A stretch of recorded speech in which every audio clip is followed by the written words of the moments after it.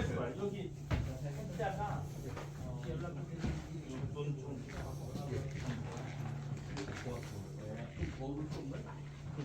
예예. 이거 받으십시오.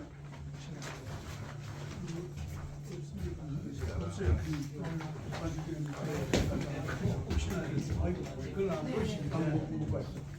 그래서 그날 좀 신나게 저 여기서 아 그럼 내가 저쪽으로 잘안 나오네. 아 그거 안 돼. 그거 많이 한 사람이.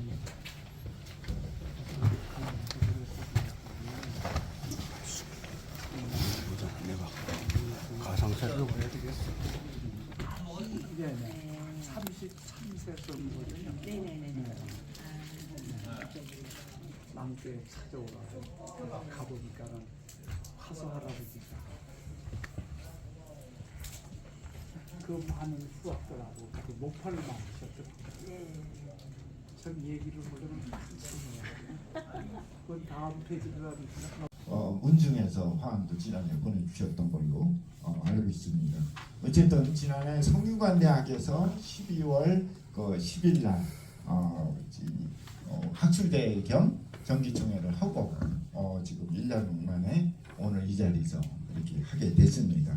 그리고 오늘 이 학술대회는 4분이 발표를 하는데 마침 이 3분이 나와 계시고 한 분은 나중에 오겠습니다. 어쨌든 진행은 잘 될 것 같습니다. 그리고 이 3분에게 그 옥고를 이렇게 오늘 발표할 수 있는 옥고를 마련해서 참석해서 이렇게 해주신 데 대해서 제일 감사를 드립니다. 이게 50분부터 이제 시작되고 그래도록 예정이 돼 있습니다만 문복희 아마 학장님이 지금 안 계시니까 시간이 조금 단축은 됐어요. 그래서 정상적으로 이제 강의 학술 발표가 있을 겁니다. 장성현 교수님도 지금 막 오셨는데 어쨌든 우리 화서학 학회에 큰 일을 해주셨어요. 화서 연원록 아시겠습니다만 3권을 만든 거는 이거는 긴 시간 노고가 없으면 이루어질 수 없는 일이에요. 평생을 부친대신 선고서부터 대대로 선대서부터 화서 선생님 외손으로 굉장히 열심히 해주신 거를 저는 굉장히 옆에서 보면서 경의를 표하고 있습니다. 어쨌든 여러분들에게 감사드리고 특히 오늘 좀 진행을 맡아주시는 이은영 선생님은 가천대학의 교수님이기도 하지만은 또 나이도 그렇게 적지는 않은데 몸소 이걸 다 기획하고 또 나와서 준비하고 몸으로 때워요. 대단한 또 목소리가 좀 큰 게 흠이긴 해도 그래도 워낙 활달하시니까 이게 가능한 것 같아요. 이은영 선생님이 아니면은 이 자체가 연결 운영 이게 어려운데 참 해주신 거를 아울러 감사되는 말씀 드리면서 간단하게 인사를 전해드리겠습니다.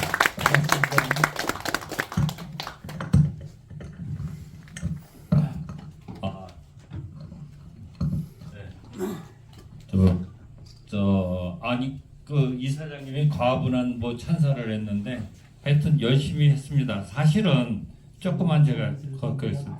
우리 오소훈 교수님 박사과정 때 제가 박사과정은 늦게 받았어요. 성균관대 유학과에서 많이 제가 괴롭혔던 교수님이신데 지금 교수님이 저를 괴롭히고 있습니다.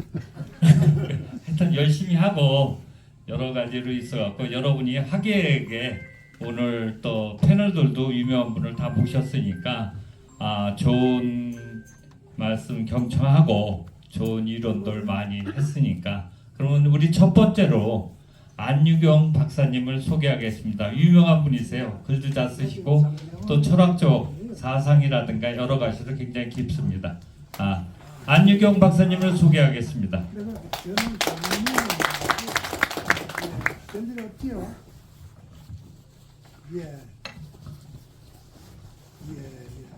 언제 한번 연락합시다. 내가 지금 학술대에 나와 있거든요.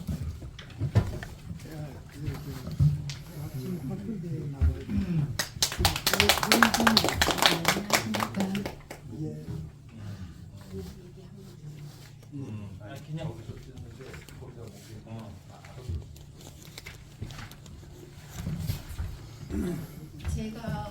발표할 부분은 가서 이 학로의 인물성 동론에 대한 내용을 정리해봤어요.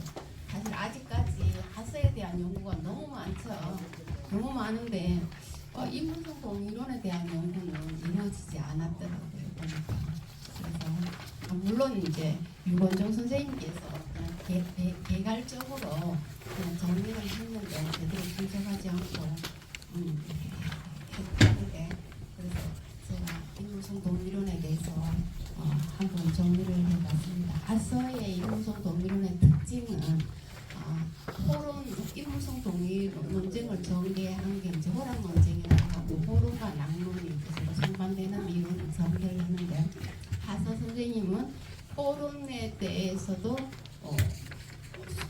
수용하고 낙론에 대해서도 수용하고 또 그걸 뒤집어서 말하면은 호론에 대해서도 비판하고 낙론에 대해서도 비판하고 그래서 이제 하서의 그 인물성 동이론을 배종호 선생님은 절충론으로 이렇게 설명을 하고 있습니다. 그래서 왜 절충론인지 그 내용을 본문에서 다루어 봤습니다. 거기 앞에 서론 부분에 인물성 빨리 끝내야 되는 거죠. 아니 천천히 하셔도 됩니다. 네.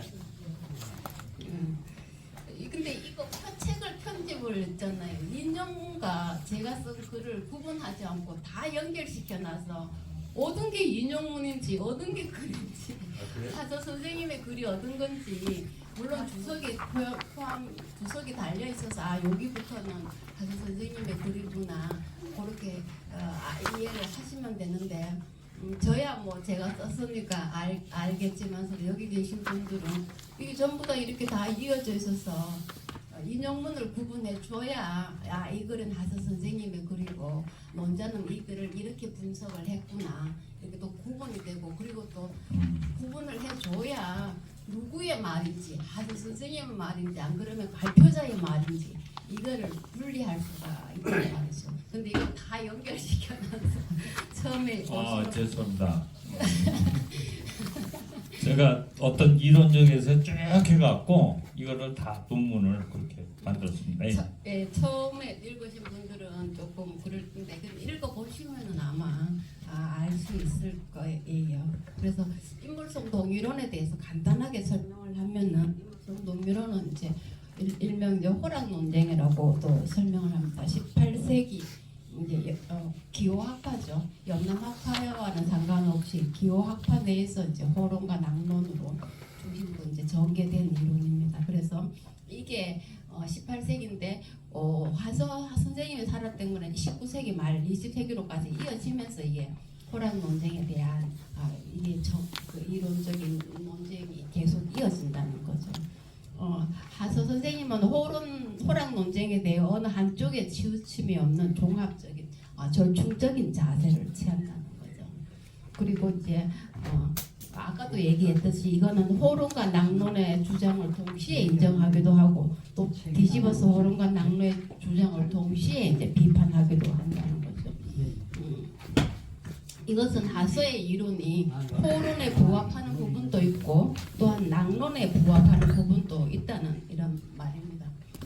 그 정도로 하고 하서 이학로의 인물성 동이론에 대해서 3페이지 하서는 인물성 동이라는 것은 인물, 사람의 성과 사물의 성이 동이 같은가 다른가를 두고 이제 논쟁을 벌입니다.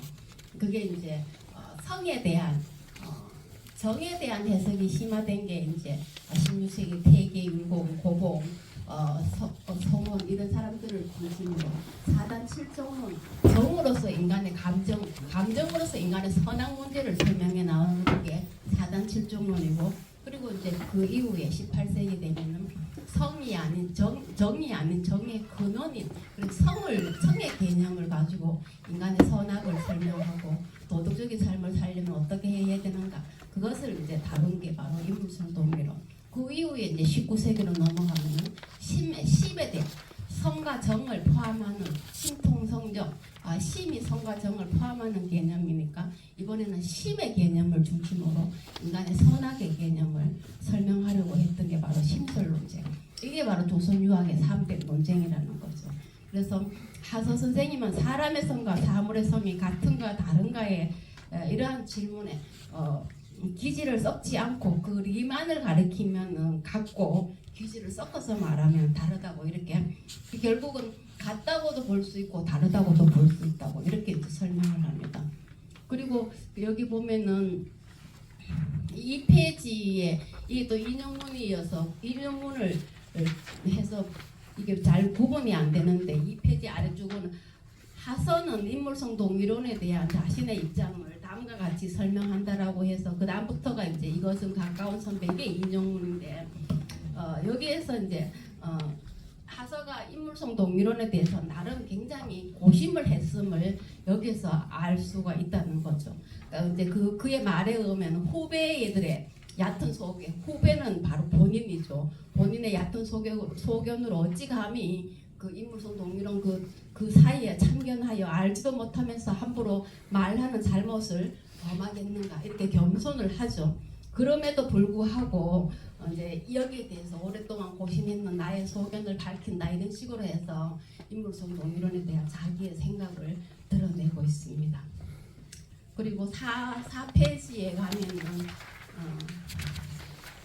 여기서 대개 첫 번째 중 대개 사람과 사물이 생겨날 때 이거는 하서 선생님의 문집의 글이죠. 여기서부터 다르다 6번까지가 이제 문집의 글입니다. 그 다음부터 중용의 내용처럼 이건 이제 제가 이 내용에 근거해서 분석한 내용입니다. 그래서 아까도 얘기했지 리만을 가리키면 사람과 사물은 같고 기를 섞어서 말하면 사람과 사물의 성이 다르다고 이렇게 설명을 합니다. 그래서 리의 입장에서 사람과 사물의 성이 같다고 얘기하는 게 바로 낭론의 주장이고 기와의 속에서의 사람과 사물의 성이 다르다고 주장하는 게 바로 호론의 주장입니다. 그래서 5페이지 이상의 것은 모두 성리학의 기본 내용이지만 어느 부분에 입각하느냐에 따라서 낭론 혹은 동론이죠. 호론, 이론으로 갈라진다는 것. 낭론처럼 기질을 섞지 않고 다만 성만을 말하면 본연지성만을 가리키면 사람의 성과 사물의 성이 같다는 거죠. 이때의 성은 본연지성이 되는 겁니다. 반면에 호론처럼 기를 함께 말하면 기질 속에서 왜냐하면 성이라는 것은 우리 육체 속에서 내재됐을 때의 성이라고 얘기하니까 그래서 기와 기를 함께 논하면 기가 본래 천차만별함으로 성도 따라서 다르다. 이때의 성은 기질지성이라는 거죠. 결국은 뒤집어서 말하면 인물성 동의론은 성의 개념을 어떻게 보느냐, 뭘 진정한 성으로 보느냐, 본연지성을 성으로 보려는 게 바로 낭론이었다는 거죠. 그렇지만서도 현실적인 측면에서 기질지성, 현실적인 실제하는 성은 기질지성밖에 없으니까 현실적인 측면에서 성을 보려고 하는 게 바로 호론이었다는 거죠. 그래서 낭론은 본연지성을 성으로 해석함으로써 사람의 성과 사물의 성이 같은 것이라고 보고 호론은 기질지성을 성으로 해석함으로써 사람의 성과 사물의 성이 다르다고 봅니다. 결국은 낭론과 호론의 분기점은 무엇을 성으로 보느냐, 본연지성을 성으로 볼 것인지 아니면은 기질지성을 성으로 볼 것인지 이제 요게 이제 인물성 동의론의 개괄적인 내용이죠. 그러면은 그렇다면은 하서는 사람의 성과 사물의 성이 모두 같다는 하서는 같다고도 볼 수 있고 다르다고도 볼 수 있는 두 측면을 동시에 논증을 한단 말이죠. 그러면은 같다고 볼 수 있는 논증을 여기 5페이지에 이른바 같다는 것은 이게 이제 하서의 인용문이죠. 주소 9번입니다. 같다는 것은 사람과 사물은 모두 동일한 태극, 리를 가지고 있다. 이렇게 나올 수밖에 없는 거죠. 그리고 그렇기 때문에 6페이지 이처럼 사람과 사물은 모두 비록 형체는 다르지만 그 리는 동일하니 어떤 사물은 온전하고 어떤 사물은 지독시다라고 말할 수 없다는 것을 리의 관점에서 보면은 사람이든 사물이든 모두 동일하다는 것입니다. 이런 측면을 또 인정을 합니다. 하서가. 그러면서도 또 그 밑에 6페이지 그 중간쯤 밑에 보면은 하서는 사람의 성과 사물의 성이 모두 다르다는 이유를 다음과 같이 논증합니다. 이른바 다르다는 것은 하면서 이어지는 게 바로 인용문입니다. 이것이 바로 다르다는 증거이다. 이게 이제 인물성 다르다는 것을 논증하는 이유가 되는 거죠. 그러니까 사람의 성과 사물의 성이 다른 것은 기와 떨어지지 않는다. 기를 겸하여 말하면은 사람의 성과 사물의 성이 다르다는 거죠. 그래서 기를 겸하면은 기의 차이에 따라 성도 달라지기 때문에 사람의 성과 사물의 성이 다르다. 이제 이렇게 이제 또 여기서 같다는 것도 논중하고 다르다는 것도 동시에 이제 논중을 하는 거죠. 그래서 하서는 사람의 성과 사물의 성이 같다는 측면과 다르다는 측면을 동시에 제시를 합니다. 그리고 7페이지 이 때문에 주자는 칸은 주석 12번은 요거까지는 주소까지는 하서의 문집의 내용이죠. 그래서 사람의 성과 사물의 성은 같다고도 볼 수 있고 다르다고도 볼 수 있으니 기와 섞지 않고 리만을 말하면 같고 기와 섞어서 함께 말하면 다르다. 이제 이게 일반적인 내용이면서도 하서도 이제 이것을 지지하는 거죠. 그래서 같다는 관점에서도 말하고 다르다는 관점에서도 말합니다. 제가 잘 몰라서 그러는데 질문 하나 해도 되겠습니까? 이 사람하고 사물을 얘기를 하는데 잠깐만. 요거는 발표 끝나고 하는 게 나아요. 네, 중간에 그리고 아마. 후기에다가 저 질문 있으신 분은 저 체크했다가 요 논문 끝나면은 계속 진행해 주세요. 이게 뜬구름없이 인성과 물성은 일반인들이 들으면 잘 이해할 수 없는데 이게 또 철학적인 측면에서는 굉장히 중요한 논쟁이어서 이거 학파 간에 대립적으로 300년 이상을 이 논쟁을 두고 치열하게 싸웠단 말이죠. 이게 옳다, 이게 옳다. 이 관점에서 봐야 된다, 이 관점에서 봐야 된다. 그 궁극적인 목적은 무엇이냐라고 했을 때 결국은 인간의 선을 확인하기 위한 하나의 과정이라는 거죠. 사람의 성을 설명하든 사물의 성을 설명하든 이 과정을 통해서 결국은 미발 때 인간의 기지가 섞이지 않는 인간의 어떤 그 선악을 설명하는 하나의 통로에서의 하나의 과정으로서 이게 이제 설명이 되고 그것뿐만 아니고 물론 이 세계를 보는 관점, 자연을 어떻게 해석해야 하는가, 인간과 자연, 우리가 살아가는 이 자연을 어떻게 해야 되는가 이런 드러나는 문제들도 같이 겸하고 있다는 거죠. 그래서 8페이지 호론과 낭론에 대한 비판. 여기서 이제 화서는 호론과 낭론을 종합하는 입장에서 이들을 또 동시에 비판한다고 해서 그 만약 여기서부터 절충했음을 알 수 있다. 이것까지는 하서의 인용글입니다. 그래서 그 인용문에 대해서 제가 동그라미 1, 2, 3, 4, 5 이렇게 해서 분석을 했습니다. 결국은 하서는 호론과 낭론을 동시에 비판합니다. 호론처럼 다른만 10페이지 제일 아래쪽에 호론처럼 다른만을 말하고 같음을 말하지 않으면은 주도니의 태극도 장제의 서명의 내용과 이게 논리적으로 맞지 않다는 것입니다. 또 낭론처럼 같은만 말하고 다름을 말하지 않으면은 맹자에 나오는 개의 소 사람의 성이나 정자의 채용론의 구조에서 보면은 이게 논리적으로도 이론적으로 맞지 않다고 이렇게 동시에 이렇게 비판을 하는 거죠. 주도니의 태극도나 장제의 서명에 근거하면은 낭론의 주장이 옳고 맹자의 개의 소 사람의 성이나 정자의 채용설에 근거하면은 호론의 주장이 옳다는 것이죠. 이 때문에 썩지 않고 떨어지지 않는다는 이렇게 이와 같이 이처럼 기와 섞어서 말하기도 하고 또한 기와 썩지 않고 리로스만 말하기도 하는데 이것이 바로 주자가 여러 성현을 계승하여 백가를 절충한 뜻이다. 주자는 양 측면을 동시에 말했음을 설명을 하는 거죠. 그리고 그 밑에 나오는 이것은 설명하기 어렵지 않다. 이런 것도 또 다 인용문이죠. 하서는 리가 하나인데 어째서 성이 다른가 이제 이런 질문에 대해서도 이제 이렇게 또 설명을 합니다. 비유로서 계속을 설명합니다.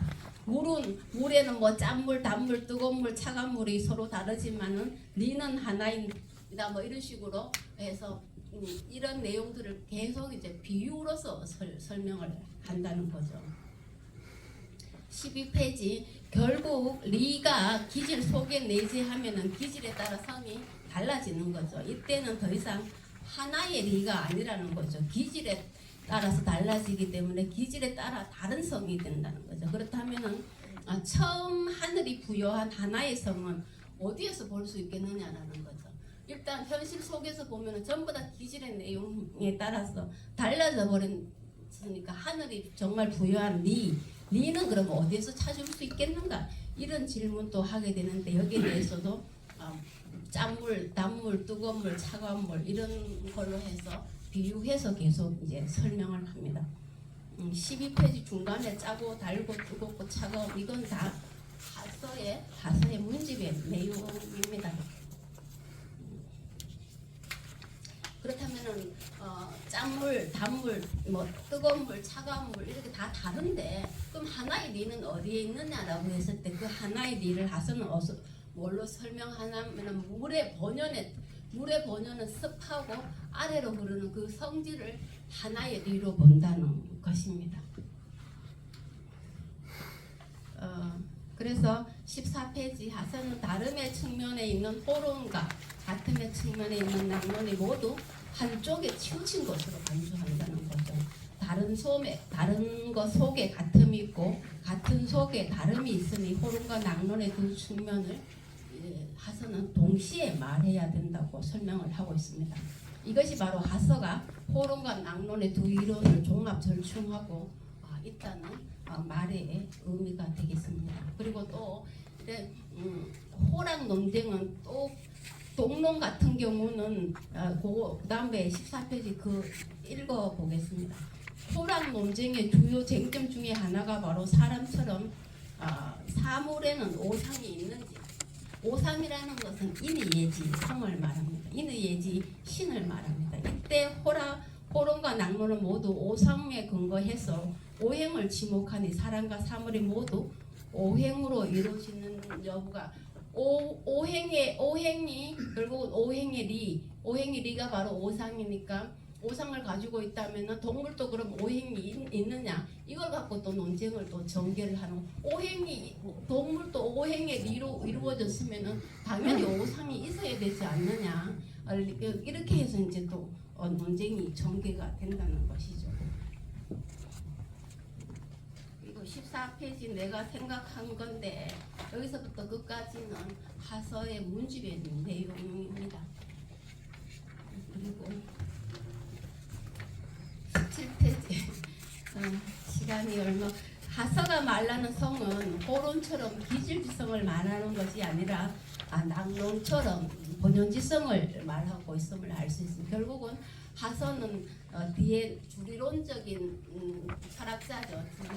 주리를 강조한 철학이기 때문에 리를 강조하다 보니까 호론을 인정하고 낙론을 인정하지만서도 그럼에도 궁극적으로는 기질지성보다 본연지성을 강조한 낙론의 입장이 있다고 이렇게 볼 수도 있겠습니다.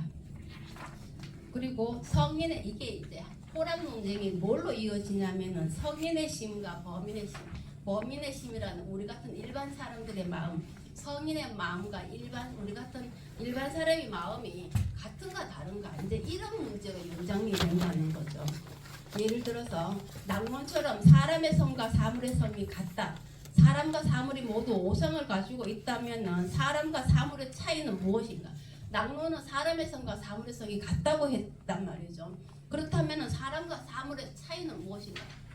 우리는 분명히 사람은 금수가 다르죠. 그러면 사람의 성과 사물의 성이 같다면 사람과 사물의 차이가 없어지는데 그럼 이걸 뭘로 담보할 수 있느냐?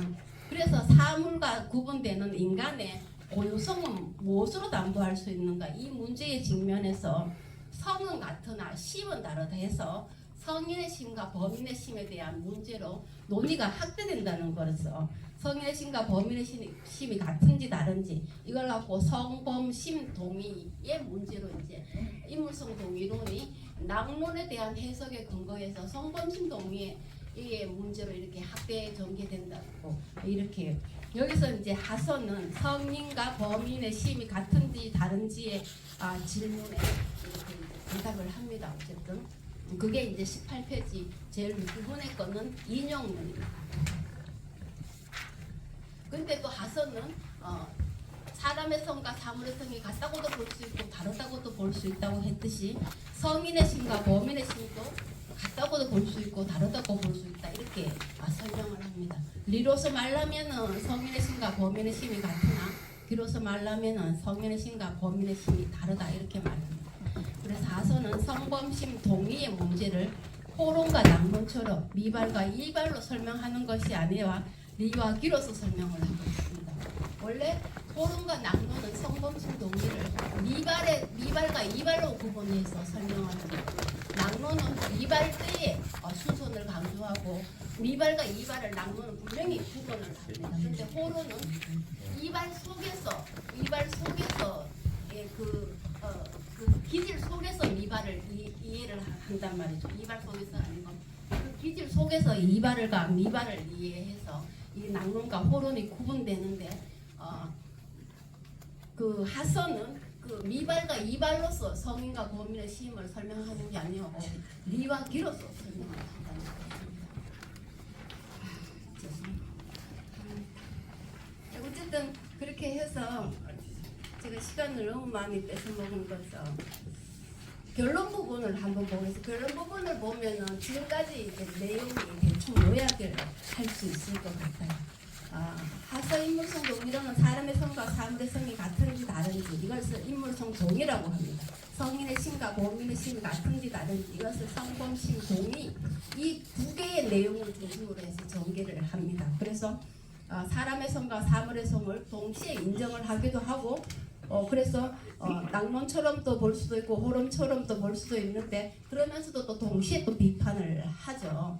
그리고 25페이지에 성인의 심과 범인의 심이 같고 다름을 또한 동시에 인정을 합니다. 리로서 말하면 이 미발과 이발로서 설명하는 게 아니고 리와 기로서 설명을 한다는 거죠. 이게 바로 하서 성범심 동의론의 특징입니다. 그래서 성인의 심과 범인의 심이 같지만서도 리로서 말하면 같지만서도 기로서 말하면은 다르다는 거죠. 이것은 낭론처럼 미발 때는 성인의 심과 범인의 심이 같고 이발 때는 다르다. 호론처럼 미발 때는 성인과 심과 다르다. 이거와 분명히 구분된다는 거죠. 그리고 선악의 문제에서도 또 하서는 또 설명을 합니다.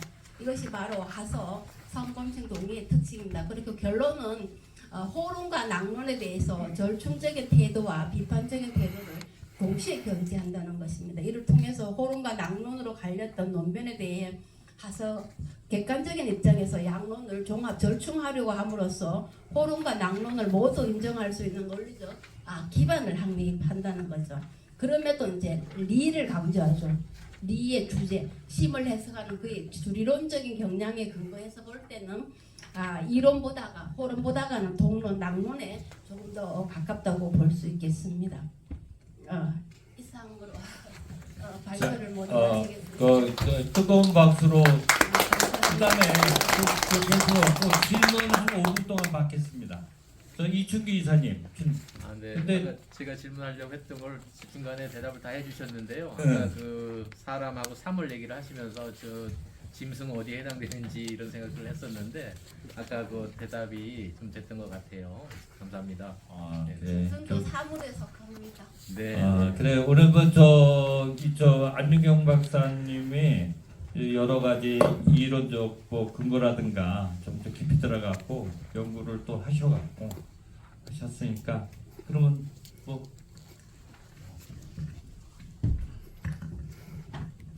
시간이 한 2, 3분 남아서 제가 좀 보완 말씀드리겠습니다. 우선 중년부터 먼저 얘기인데요. 절충론이라는 것은 굉장히 위험한 용어입니다. 절충론이 아니에요. 근데 많은 사람들이 절충론이라고 얘기를 해요. 화설을. 그거는 절충론이 갖고 있는 거는 자칫하면 양시 양비론하고 똑같아요. 이것도 저것도 아닌 주체성 없는 양면의 종합. 그게 아니에요. 확고한 신념을 갖고 확고한 인식 속에서 철학적 논계를 전개한 게 화서예요.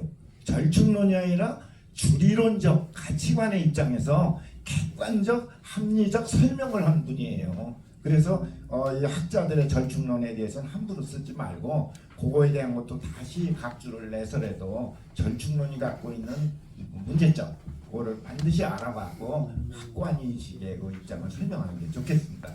이건 발표자뿐이 아니라 모든 지금까지 학계의 그 이론에 대한 제 문제 입장이고 그 다음에 하나만 더 말씀드린다면 지금 갑자기 인물성 동의론이라고 그러니까 굉장히 어렵게 전문적인 걸로 들어가서 그래요. 이제 시대가 흘러가면 퇴계와 고봉은 인간 갖고 얘기한 거예요. 인간. 그래서 인간의 내면에 들어가서 어떤 게 착한 거고 착한 사회를 만들려면 어떡하냐, 이걸 이기론을 갖고 대입시켜서 철저하게 분석한 게 4단 실정론이에요. 그게 시대가 바뀌니까 좀 폭을 넓혔어요. 인간 문제가 아니라 인간과 자연은 같은 거냐, 인간과 동물은 같으냐 다르냐, 이게 인물성 동일론입니다. 그게 호론낭론의 그 호론이라고 하는 남당 한원진과 이 낭론 외양 이간의 논쟁이에요. 그만큼 학문이 깊고 넓어진 거죠. 근데 그거를 퇴계는 정확하게 주기적 입장과 그리고 그 갖고 다름을 자세히 설명한 겁니다. 이게 한만에 와서는 이제 구체화돼 버려요. 넓어진 거에다가 시대까지 연결해서 심론으로 깊어져서 마음을 어떻게 하느냐에 따라서 의병에 나갈 수도 있고 마음이 어떻게 하느냐에 해서 도피할 수도 있어요. 이런 절박한 시대에서 심론을 따져서 아주 강력한 실천을 촉발시킨 분이 화서이양로입니다. 그래서 화서이양로의 입장과 그때 간제 누구죠? 그 개화도로 갔던 전우 이 입장은 노노의 부재기면 불모기정이라, 그 지위에 있지 않으면은 그 정치나 이런 데 관여 안 해도 된다.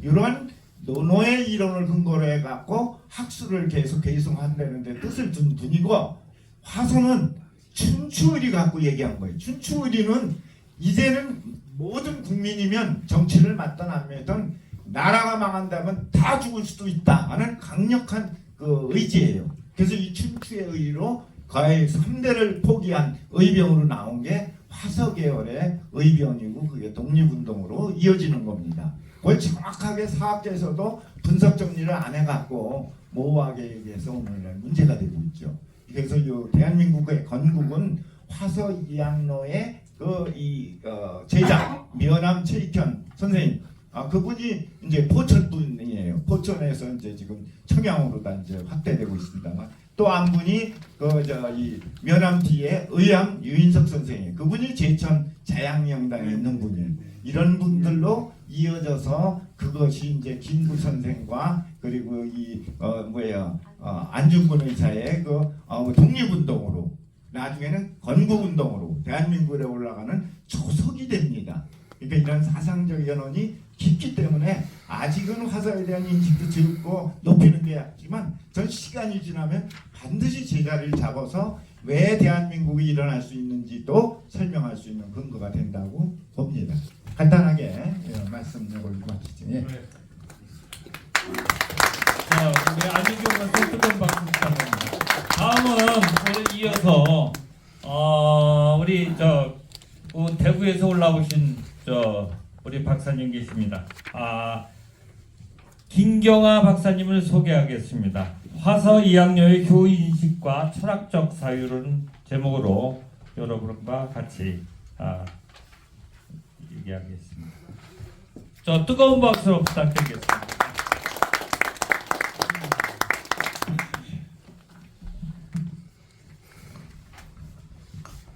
안녕하십니까. 대구에서 온 김경아입니다. 제가 다시 한번 인사 올리겠습니다.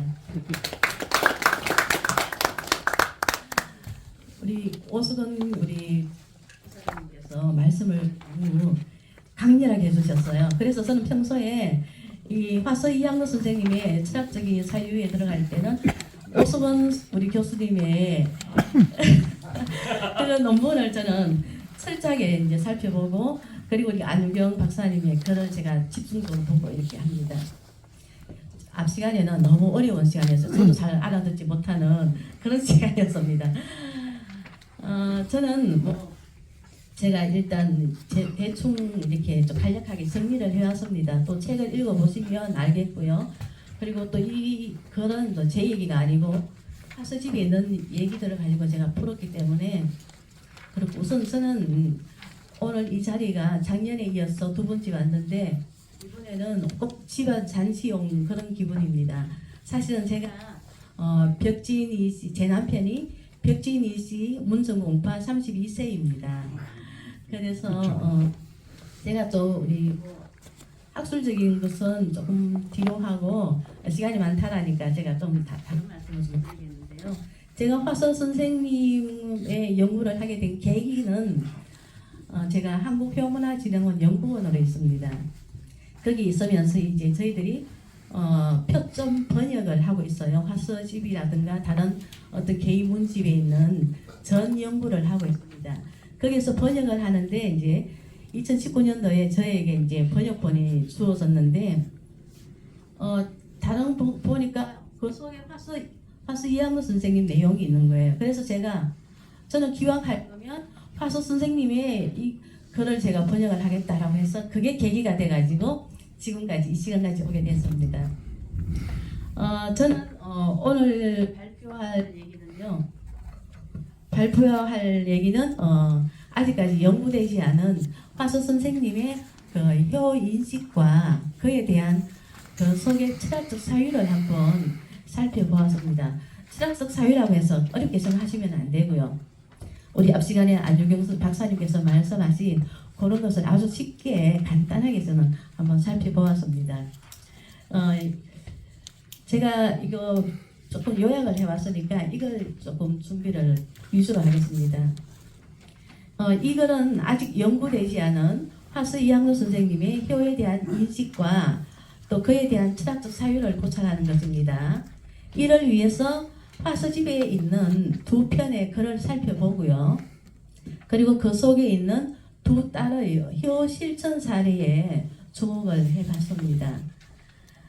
조선말 대유학자이자 선비인 화서 선생님의 효 인식은 그 딸들의 어떤 삶의 모습에 투영되어 있지 않을까 그렇게 짐작을 했고요. 저의 생각이었기 때문입니다. 이학무 선생님의 그 학문 중심에는 항상 실천이 있었고요. 이런 얘기는 앞에서 우리 오수근 교수님께서 말씀하셨기 때문에 두고할 나위가 없습니다. 그렇죠? 항상 학문에는 실천이 있었고 그리고 솔선수범을 통하여 문인과 그의 자제들에게 일깨워 주었습니다. 이학무 선생님께서는 인간다운 삶을 살기 위해서는 항상 부지런히 일하고 검소하게 살고 미리 예비하는 것뿐이라 하였습니다. 그래서 자녀들이 태어나면 7, 8세가 되면 괴짝 하나씩을 만들어 주어가지고 딸들한테는 길쌈을 해서 그거 수입한 것을 조금씩 덜어서 예비를 하도록 했습니다.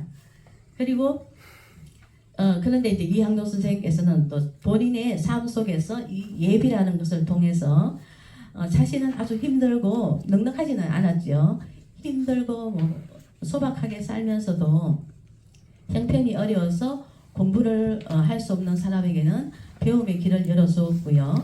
그리고 공공한 사람을 구제해 주었고 그리고 이웃 가난한 10여 가에는 호에는 밭을 나눠주면서 이렇게 경작해서 삶을 살도록 해 주었다고 합니다. 이런 삶의 실천은 이 자리에 계신 분들은 다 하고 계시리라 저는 생각합니다. 다 거의 벽지리 실천이 많고요. 근데 이제 이 화서 선생님의 이 삶의 모습은 저는 제가 결혼을 하고 오니까 결혼을 해서 보니까 저희 시어머님하고 시아버님이 이 삶을 살고 계셨어요. 맨 먼저 저희 시어머님이 하신 말씀이 이와 똑같은 말씀을 하셨어요. 그리고 저희 부모님도 시부모님도 이런 삶을 사셨고요. 그래서 집안에 누가 이제 공부를 해야 되는데 학비가 없다 그러면 옛날에 그 소 한 마리 팔아서 올려 보내드리고 또 올려 보내드리고 이런 얘기를 저는 들었습니다. 화서 선생님의 이 삶을 그대로 지금 사셨고요. 그래서 저는 제가 시집 와서 저희 시아버님은 제가 우리 친정아버지보다는 우리 시아버님이 너무 더 좋다 이렇게 말할 정도로 굉장히 선비이셨어요. 그런데 그 모습이 아직까지도 고스란히 남아 있습니다. 그리고 화서 선생님은 보령 씨와 혼인을 했다라고 하는데 저희 벽지인이 저희 시댁이 보령에 있습니다. 보령에 있고 보령이 성주 거기 벽지인과 조금 가까운 거리에 있거든요. 그래서 혹시나 제 개인적인 생각으로 그 혼인에 혹시 무슨 연관이 있지 않나 그게 보령 박씨들이 많이 살고 있거든요. 그래서 살짝이 그거는 이제 개인적으로 생각을 그렇게 해봤습니다. 화서 선생님의 이제 이런 삶을 사셨기 때문에 그 딸들의 삶은 어떠했는지를 제가 한번 살펴보겠습니다. 31쪽이 되겠습니다. 31쪽에 보면 큰딸 벽진이 씨 거기 이제 효실청 모습은요. 화서집 권이 맞습니까? 권이 정외손부심에 실려 있습니다. 다행히 이 두 편은 제가 번역을 해서 이제 하려고 했었는데 논문을 찾다 보니까 번역본이 논문에 있었어요. 다행히도. 그래서 제가 올 2023년도에는 한국연구재단에서 제가 화서 이학노 선생의 효사상 연구를 한다라고 제가 신청을 했는데 그게 또 선정이 되었습니다. 그래서 이제 국가의 돈을 3개월에 한 번씩 500만 원씩 받고 화서 선생님이 효사상 연구를 하는 와중에 오늘 이 자리가 또 마련이 되었고요. 그래서 큰 딸의 이제 효에 관한 내용이 정외손부 심에 실려 있습니다. 이 시는 이것은 시에 실려 있는데요. 이학노 선생이 큰 딸의 며느리인 심씨에게 써준 그런 시입니다. 이학노 선생은 외손부 심씨에게 시어머니 그 내용을 간단하게 요약하면 시어머니에게 효도를 다하고 시어머니를 도와 집안을 잘 다스려야 한다는 그런 가르침을 주고 하자 한 어떤 보편적인 그런 내용인 것 같습니다. 그 내용을 잠시 또 살펴보면 화서 선생님께서는 큰딸이 남편을 효도를 대신하여 집안을 잘 다스려 남편의 아름다움을 이루었다라고 이렇게 썼습니다.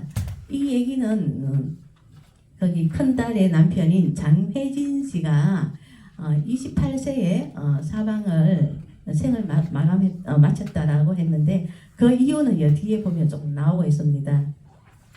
그리고 큰딸은 남편이 죽자 따라 죽으려고 하였으나 그 시아버지를 복양하기 위해서 따라 죽지 않고 정성을 다하여 시아버지를 복양하고 집안을 화목하고 편안하게 잘 다스렸다고 했습니다. 여기에서 이제 화서 선생님은 마사위 장혜진의 효성을 왕성의 효와 비교하고 장녀 큰딸 벽진이 씨의 효성을 진효부와 비교하여도 부끄럽지 않다라고 했습니다. 아울러 이제 외손부 심씨에게 너의 시어머니 그 큰딸을 도와 시어머니를 도와 집안을 잘 다스리면 하늘이 복을 내릴 것이다 라고 하였고요. 그리고 더불어서 여가가 있으면 시어머니처럼 유학을 공부하기를 당부한 그런 내용입니다. 내용은 뭐 특별한 것은 없지만 이 속에서 화서 선생님의 철학적 사유가 이렇게 녹아 있는 것 같습니다. 여기에서 이제 큰딸의 남편인 장혜진 선생은요 18세에 이학노 선생 문화에 들어가서 수학을 하기 시작했습니다. 장혜진 선생은 총명하고 재수가 남달라서 화서 선생님은 그에게 학문과 도학을 전수할 생각을 하고 있었습니다. 그리고 마사위로 맞아들였고요. 그런데 28세에 세상을 마쳤습니다. 그러면서 화서 선생은 마사위의 효성을 왕상의 효에 비유했습니다. 그러면 간단하게 왕상의 효와 진효부의 효에 대해서 말씀드리겠습니다. 이 왕상의 효는 중국의 24효 가운데 하나이고요. 굉장히 유명한 그런 효인데요. 이 왕상은 모질게 대하는 계보를 지극한 효성으로 봉양했다는 그런 내용입니다.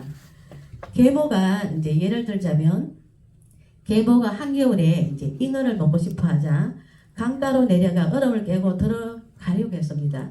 그때 얼음이 저절로 깨지면서 잉어 두 마리가 튀어나왔다라는 얘기입니다.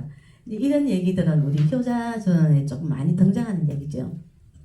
그리고 또 계모가 이제 참새구이를 먹고 싶어 하자 참새가 집으로 날아들었다. 이제 그런 얘기도 있었고요.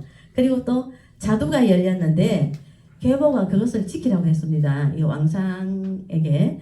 그랬더니 왕상은 비바람이 칠 때마다 그 자두나무를 끌어안고 울었다라는 이런 얘기가 이제 왕상의 효 얘기인데요. 여기에서 화수 선생님께서는 이제 마사이비의 효성을 왕상의 효와 비교했을 때 이 장혜진 선생은 이제 이처럼 그 부모가 예를 들어서 부모가 물고기가 먹고 싶다고 했을 때 어떤 그 효성을 실천하기 위해서 하다가 생을 마감한 것이 아니었나 이제 그런 생각을 해봅니다. 그리고 큰 딸의 이제 효성을 중국의 진효부와 이제 비교를 했는데요. 이 진효부는 중국 한나라 사람이에요. 한나라 사람이고 그 남편이 이제 술자리 이제 국경을 지키기 위해서 이제 술자리를 당하여 갔는데 죽고 돌아오지 못하자 그 며느리는 진효부는 남편이 없지만 시어머니를 극진하게 이제 봉양을 하였습니다. 그런데 이제 쉽게 말하면 친정 부모님이 와서 그 딸을 개가시키려고 했지요. 개가시키려고 했는데 이 진효부는 그래도 남편이 이제 술자리에 떠날 때 자기가 비록 없지만 부모를 이제 부탁을 하고 갔기 때문에 그 약속을 나는 지켜야 된다라고 하면서 그 부모님이 이제 개가시키려고 하면은 본인이 죽으려고 했죠. 죽으려고 하니까 그 친정 부모가 그 다음부터는 두 번 다시 이제 개가에 대해 개가시키려는 얘기는 하지 않았습니다. 그리고 이제 시어머니를 이제 28년 동안 살다가 시어머니가 돌아가시자 이제 전답을 팔아서 장사를 지냈다라는 그런 진효부 얘기는 저기 역수 오륜 행실도에 있는 그런 얘기입니다. 그리고 이제 왕상의 효와 진효부의 효성을 이제 큰딸과 우리 마사이 장혜진의 효성에 비교했어도 부끄러움이 전혀 없다라고 이렇게 극찬을 한 것 같습니다. 근데 이제 이게 이제 큰딸의 어떤 효실천 모습이고요. 그리고 이제 둘째 딸 이제 차녀벽지 미씨의 효실천 모습은 화서집 권 13 답차녀 김씨부에 실려 있습니다. 이 글은 둘째 딸에게 보낸 편지글인데요. 그 내용은 출가한 여자로서의 도리와 의무에 집중되어 있습니다. 그 내용을 살펴보면요.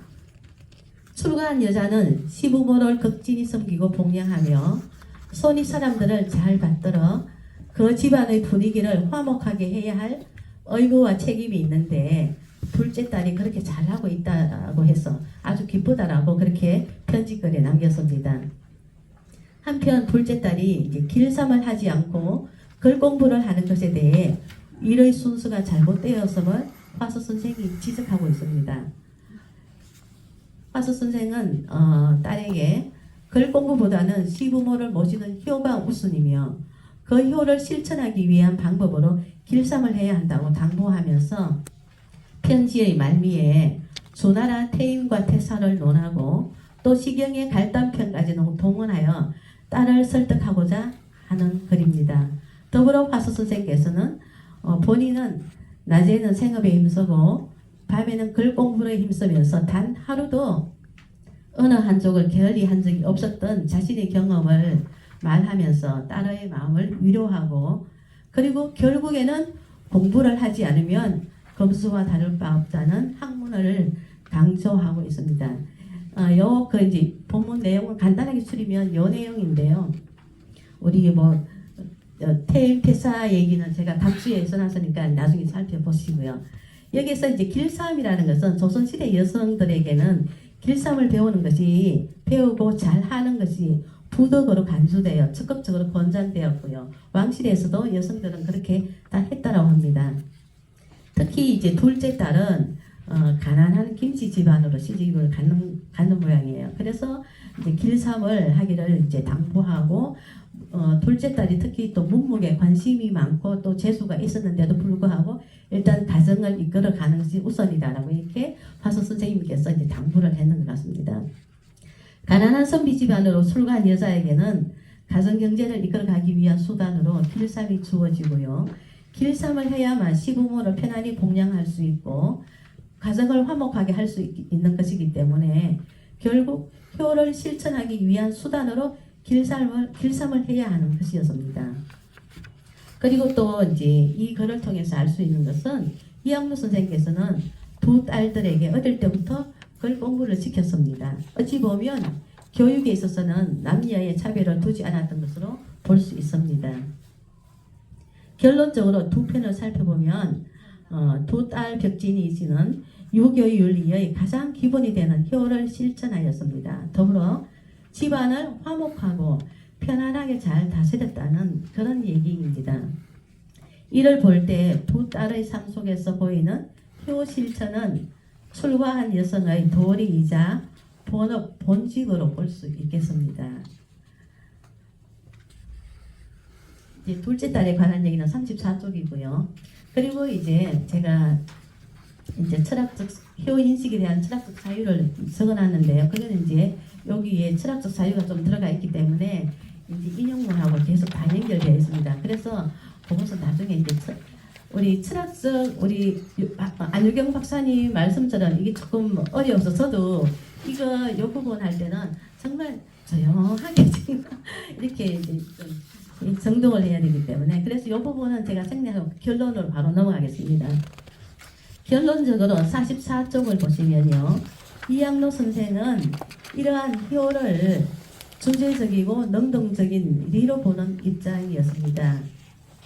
주제적 성격의 리는 인간에 내재하여 인의 예지의 덕목을 이루어 최고의 순수한 도덕 법칙이 된다는 것이었습니다. 따라서 효는 하늘의 이치이자 하늘이 인간에게 부여한 필연적 법칙으로 보았습니다. 이러한 주제적 리에 대한 관점은 거의 인심 도심설에서도 일관되게 전개되고 있었습니다. 사람이 태어날 때 리를 얻어서 성으로 삼고 기를 얻어서 형체를 이루지만 이러한 사람이 자기의 한 몸을 주제하여 온갖 일에 응하는 것은 심일 뿐이라고 했습니다. 하지만 이 심은 도리상의 일을 지각하는 도심과 형기상의 일을 지각하는 인심의 구분이 있다고 했습니다. 예컨대 부모를 사랑하고 형을 공경하며 임금에게 충성하고 어른을 공경하는 것과 같은 인의 예지에 관련되는 일을 지각하는 것은 도심이며 형기와 신체에 관련되는 일을 지각하는 것은 인심이다라고 했습니다. 이러한 관점에서 효는 곧 도심이라는 인식을 하고 있는 입장으로 제가 보았습니다. 다시 말하면 도심은 부모의 뜻을 깊이 헤아리고 잘 받드는 것이며 이것은 곧 천지를 섬기고 천지의 마음을 잘 다스리는 것이라 할 수 있겠습니다. 그런데 이 심은 직을 통한 실천으로부터 도가 실현된다는 단초를 사유할 수 있습니다. 사욕으로 쉽게 흐르는 것이 인심이지만 흔들리지 않고 도심의 명을 따르는 것이 심의 직분이며 심의 직분을 따르는 것은 곧 심의 의라고 했습니다. 다시 말하면 한 집안의 주인된 자가 자신의 사욕을 쫓지 않고 도리로서 집안을 다스리면 그 가족들은 각자 자신의 직분을 지키며 살게 되어 마침내 집안의 도가 실현된다고 하였습니다. 그렇게 여겼습니다. 이렇듯 이양로 선생은 심의 차원에서 의무와 실천을 직분으로 표현했습니다. 이것을 개인에게 머무르지 않고 사회와 국가로까지 확대하여 해석하였습니다. 이 직분을 강조한 것은 우리 송시열 선생도 이제 마찬가지로 직을 강조하고 있습니다. 이러한 화수 선생님의 효에 대한 인식과 철학적 사유는 인간의 올바른 도리와 책무이행 그리고 삶의 가치관을 성립하는 데 있어서 오늘날 그 의의가 있는 것으로 봅니다. 이상으로 발표를 마치겠습니다. 잠깐 저 질문 받기로 하겠습니다. 장명수 이사님. 예. 예, 하나씩 이사를 하는 장소입니다. 선생님 오늘 증례를 통해서 이렇게 화서 선생의 뭐라고 그래 실천적 효라고 할까? 아주 이걸 정말 쉽게 설명을 해주셔서 너무 감사드리고요. 근데 오늘 제가 이 강의를 들으면서 평소에 이렇게 좀 들었던 이 얘기인데 여기서 이분 휘자가 나오니까 제가 깜짝 놀랐는데 여기 장혜진 선생 있죠? 화서 선생님의 맞사위. 그분의 직계 후손이 저 장사면 교수님이시거든요. 네, 장 교수님 이거 첫째 여쭤보고 싶은 거, 저 우리 박사님이 오늘 설명하신 내용이 맞습니까? 왜 말씀을 못하세요? 조금 이제 그 자세히 모르시니까 저는 후손이니까 잘 알지만 그래서 조금 부족한 데는 잘 맞습니다. 네, 감사합니다. 네, 감사합니다. 저도 작년에 제가 이 학회에 왔을 때 우리 문복희 우리 학장님께서 장기덕 선생님의 그 발표를 하시는 거예요. 그래서 저는 개인적으로 화서 학회와 장 씨가 무슨 관련이 있을까 제가 굉장히 궁금했습니다. 예, 그런데 제가 이 글을 쓰면서 아하 그렇구나. 제가 그래서 이제 제가 정말 너무 몰래 공부를 해야 되겠다 그런 생각을 하고 우리 화서 선생님의 제가 지지난주에 우리 대구 계명대학교에 기독교와 유교라는 그런 학회가 있었습니다. 제가 거기에 가서 이 얘기를 관람하게 했습니다. 기독교 얘기를 많이 하시더라고요. 제가 그래서 한국의 정체성을 얘기하려면은 우리 화서 이학로 선생님을 빼놓으면 안 된다. 저는 이 얘기를 하고 왔습니다. 감사합니다. 오늘 결론이 아주 그냥 명확하시네. 화서 이학년 선생님을 기억해야 된다는 걸로 마무리 짓고 우리 뜨거운 박수로 마무리하고 우리가 한 20분 조금 시간이 지체했는데 한 20분 블랙 타임 갖고 우리 여기 우리 화서학회 정기총회를 시작을 하고 3부 4부를 나오기로 하겠습니다. 네, 한 20분 동안 휴식하겠습니다. 네. 또 여러 가지 해갖고 연사 세 번째 연사님을 소개하겠습니다.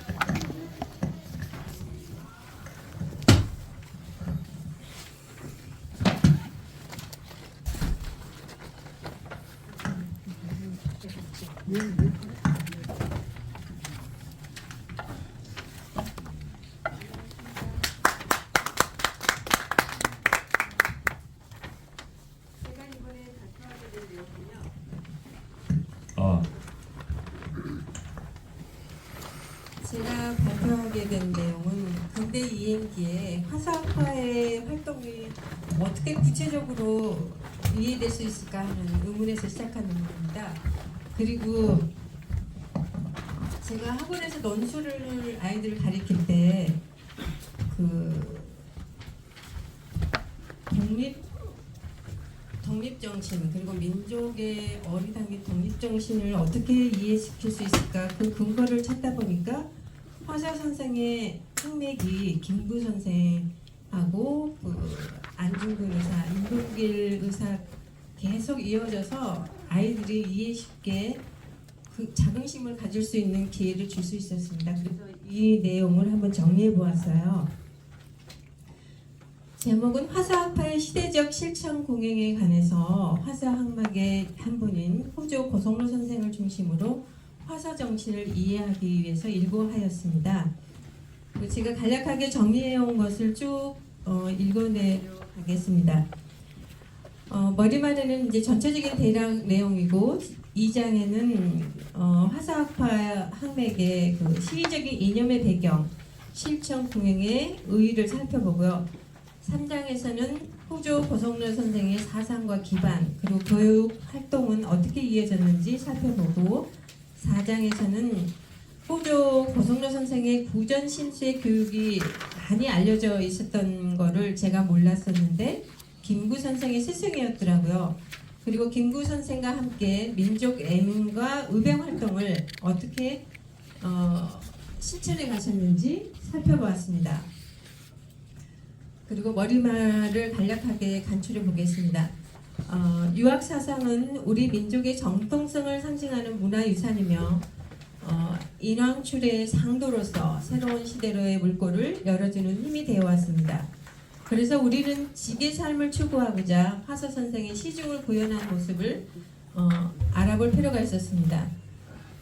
19세기 후반 유교 학파의 시대 상황적 역사의식과 시의적인 실천 공행의 양상을 재조명하고 화서 사상 체계의 기반을 고찰하는 것은 근대 이행기에 대한 새로운 평가와 의의를 가질 수 있다고 생각합니다. 근대 이행기 화서 학파의 시대적 실천 공행에 관한 다양한 선행 논점을 통해서 아이들에게 우리의 자긍심을 심어주고 미래의 방향성을 제시할 수 있는 훌륭한 화서 선생님의 화서 정신을 이해하고 난 다음에 이 땅에 살다간 유림의 사상들 그리고 다양한 활동 그리고 조선 미학의 역동성을 발견하도록 주목하였습니다. 화서학맥은 이학 이론을 철저히 파고들었던 치열한 학문적 근구가 있었으며 외세의 침략에 적극적으로 대응하는 구국운동과 의병활동에는 헌신적인 지극한 지성의 의리가 담겨져 있었습니다. 그래서 아울러 이학로 선생의 고지인 유준교와 김평묵 문화에서 후조 고성로에서 김구에 그리고 안중근에 이어지는 구국적 민족의식의 전승 양상을 그리고 실천 과정을 고찰하게 된 것입니다. 이 장은 그분들의 시의적인 이념의 배경을 살펴보겠습니다. 유교 철학 사상은 지금의 후세들이 나아가는 지신의 터전입니다. 새로운 시대로의 마중물로서 지혜를 열어주는 힘이 되고 있습니다. 그렇게 되리라고 자부하고 있습니다. 그 가운데 화서학파는 시대적 실천 공행과 위정척사의 의리정신으로서 우둔지 역할을 하였던 것입니다. 화서정신은 조선조 성리학의 사상적 연원을 가진 대응 논리입니다. 그래서 당시의 현실인식과 행동철학을 재고찰하는 것은 충분한 당위성이 있으며 역사의 지혜를 찾는 의미도 여기에 있다고 생각합니다. 유학이 조선에 남긴 두 가지의 큰 발자취는 곧 인륜 도덕의 형성이었고 이 철학 사상의 흐름인 것이었습니다. 19세기 후반 조선 사회는 사상적 동요를 크게 겪게 되고 사회적 혼란이 가중된 상황에서도 도학은 더욱 정밀하게 이론화되고 치열한 저항 정신으로 무장되는 변화를 갖게 되었습니다. 한말의 도학을 이끌었던 핵심적 인물로서 화서 이학로 선생의 노력은 지금 시대가 요구하는 위정과 척사 정신을 표방하고 그의 문화를 중심으로 확장된 것이었습니다. 다음으로 실천 궁행에 대한 의의를 보겠습니다. 유교의 역사는 보안의 역사라는 말과 같이 끊임없이 외부로부터 이론을 수용하고 융합하고 보안을 거듭해 왔습니다. 화서의 문인들은 각계 학구자들의 교육적 성장을 이끄는 교육 공동체이자 생활 공동체로서 존재했습니다. 또한 문인들은 이를 통해서 사제관계를 형성하고 실천을 겸비한 유학 지식인으로서 성장하는 두터운 교육적 수수관계를 이루었던 것입니다. 그들은 경학자이고 도학자로서 일생을 통해서 시대정신을 구현하고자 노력한 것입니다. 곧 직사상 중심의 학문적 기반을 다졌던 역사적인 의의를 담아볼 수 있었습니다. 여기에서 화서문화에서 도학과 의리를 배운 문인의 위정척사 활동 상황을 어떤 의의를 가지고 있는지 살펴보도록 하겠습니다. 첫째, 위정척사론의 대의는 민족적 주체성의 보위를 위한 저항의 대표적인 사상과 운동이었다는 점입니다. 두 번째로 그 사상은 민족 자주와 주체성을 지향하는 전통적이면서도 강력한 민족주의적인 애국의 운동이었다는 것입니다. 세 번째로 우선 국력을 배양해서 외세의 도전에 주체적으로 대응하면서 국가와 민족의 생존과 발전을 도모하고자 한 그런 운동이었습니다. 그러므로 화서학파의 시대적 상황과 처이는 우국이며 우도의 지조로서 일관하며 민족과 역사와 교육의 전개 양상으로 펼쳐진 것입니다. 이러한 맥락에서 후조 고성로 선생의 사상적 기반과 교육 활동은 자강을 도모하는 민족 자존의 자주적인 독립운동의 기반이 되었다는 점을 일구한 것입니다. 다음으로 후조의 사상적 배경과 강학 활동을 살펴보겠습니다. 19세기 후반 이항로의 합통은 고속로를 통해서 황해도 지역에 전해지고 위정척사 이념과 구전 심수의 강학 활동으로서 김구의 청소년기 사상과 구국 활동을 통해서 이항로가 주장한 위정척사 이념의 가치와 의의를 보여주었습니다. 후조 고속로 선생은 저술가이며 교육인 그리고 성리학자였으며 위정척사파의 학맥으로서 고전에 대한 구전 심수의 교육법을 전수하며 공경과 신의를 바탕으로 예의 범죄를 지키는데 소홀함이 없었습니다. 후조 고속로의 구전 심수적 교육관의 근원은 화사학파의 강학 활동으로서 활발히 발량되었습니다.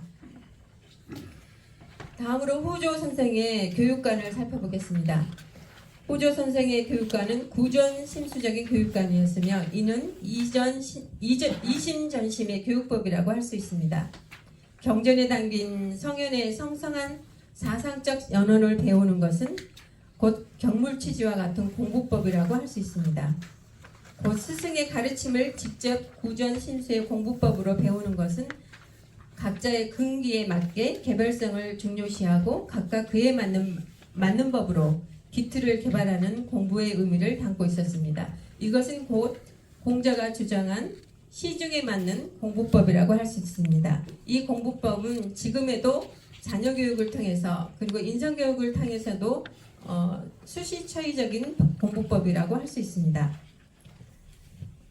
그는 어떠한 난관에서도 실천하는 의리사상의 중요성을 전수하며 성현의 가르침을 강하게 듭니다. 그리고 김구는 고속로로부터 의리사상에 대한 가르침을 받고 그의 영향력을 실천하고자 혼신을 다했습니다.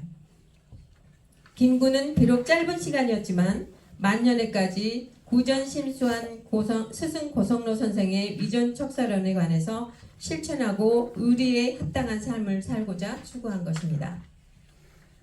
다음으로 고속로 선생이 김구 선생과 같이 민족 애문과 의병활동을 어떻게 전개해 나갔는지를 이해할 수 있는 부분입니다. 유학자 고속로 선생의 삶은 그리 알려진 바가 없었습니다.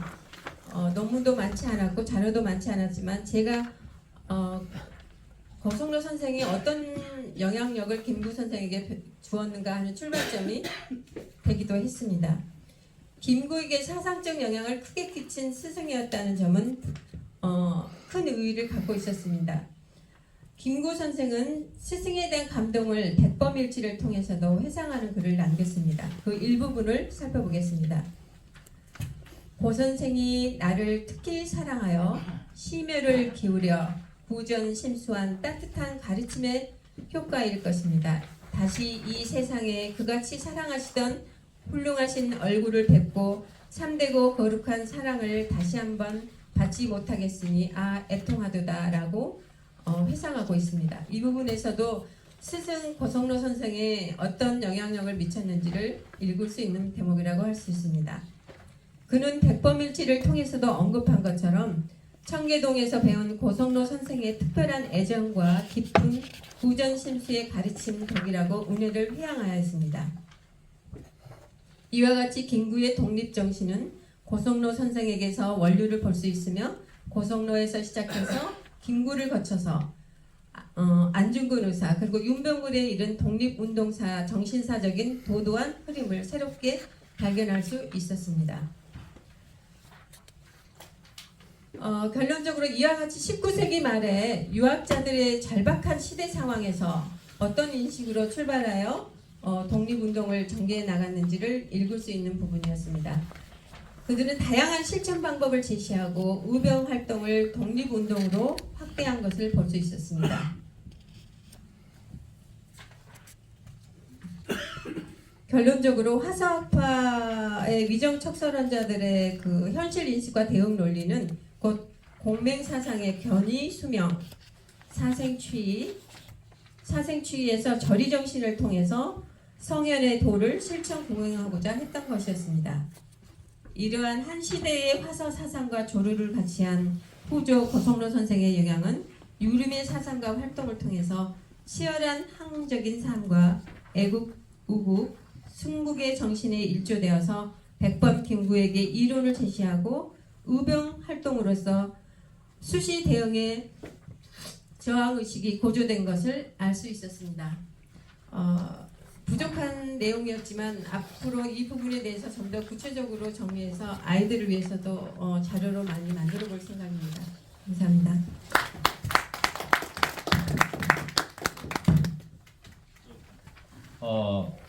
우리 유성화 박사님의 여기 질문하실 분, 예,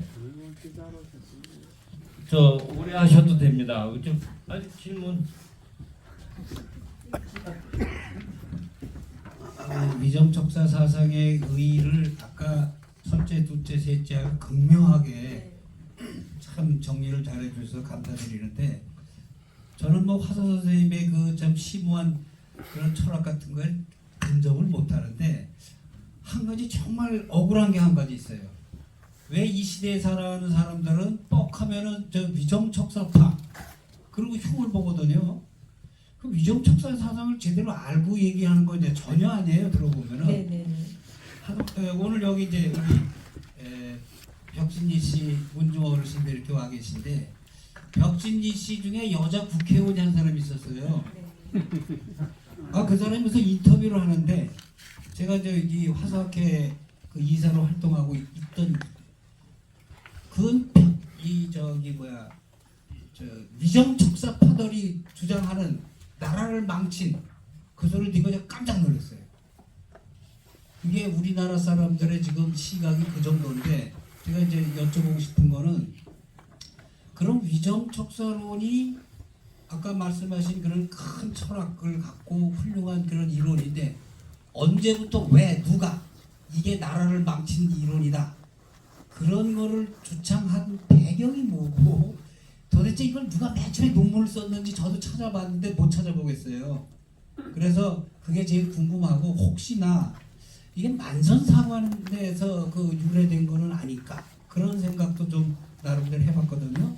네. 선생님 어떻게 생각하시는지? 저도 동감하는 부분인데요. 제가 위정척사라는 말을 우리도 그 국사교육을 받을 때 국사 선생님을 통해서 위정척사의 부정적인 면만을 부각시켰던 고정관념이 있었어요. 근데 화사학파의 공부를 하면서 이게 얼마나 민족성이 있고 정통성이 있고 우리의 핵심 부분이라는 거를 식민사관에서 많이 왜곡됐다고 생각이 들어요. 그게 36년에 왜곡된 상황에서 자료도 많이 사장되고 소멸되고, 그래서 그 부분이 화사학파에서도 위정척사 사상이 정말로 대외적으로 그냥 뭐 이게 반대하는 것이 아니라 자강을 통해서 다시 열자는 그런 재다짐의 의식도 있었다는 것이었습니다.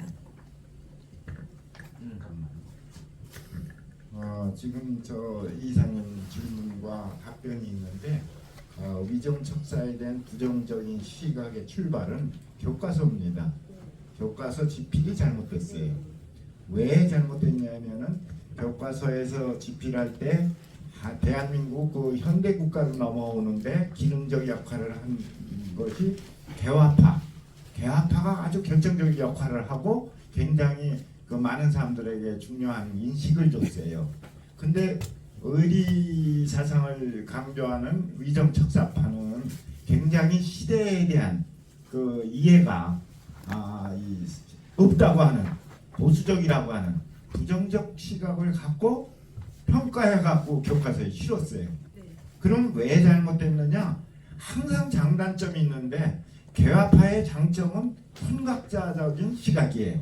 지금 세계가 어떻게 바뀌는지를 빨리 알았다는 건 장점인데, 단점이 있습니다. 그게 뭔지 아십니까? 그거는 주체성 상실이에요. 외국을 좋아하다 보니까 자칫하면 외국에 빠져갖고 우리가 망하는 걸 방관해버리거나 외면해요. 그러니까 가장 중요한 건 공망에 이르는 원인이 이 개화파의 단점인데, 그거를 올바르게 장점 얘기하면 단점 얘기하고 위정척사파의 장점 얘기하면 단점 얘기해야 되는데 위정척사파의 단점은 아까 말씀하신 대로 근대적 변화상에 대해서 조금 늦었다. 그러니까 이 시대적 사각이 된 선각자적 시각이 부족하다는 건 단점이에요. 그렇지만 중요한 거는 주체성이에요. 이 몸을 버리더라도 의병을 일으켜서도 가문을 버려도 나라를 지키겠다는 강한 주체성이 있는데 당연히 교과서에는 두 개를 장단점을 동시 비교하면서 나아갈 길을 제시해야 되는데 놀랍게도 개화파 얘기할 때는 선각자적인 시각만 얘기하고 몰주체에는 아예 언급도 안 했어요. 그거는 엄청난 실수고 또 반대로 위정척사파의 단점을 얘기했으면 장점도 얘기해줘야 되는데 그 얘기는 빼고 불평등한 평가예요. 위정척사파를 얘기할 때는 부정적 예를 들면은 선각자적인 시각 그리고 저기 개화파를 얘기할 때는 장점. 그러니까 한쪽은 장점 얘기고 한쪽은 단점을 얘기하니까 비교 자체가 안 되죠. 거기서 출발하고 그 출발의 원인은 그걸 집필한 사학계의 학자들에서부터 잘못된 겁니다. 그러니까 그걸 다시 원위치로 가려면 시간이 지나고 역사가 지나가면 객관적 시각에서 이제 볼 수 있는 때가 올 겁니다. 맹쾌합니다. 맹쾌합니다. 감사합니다.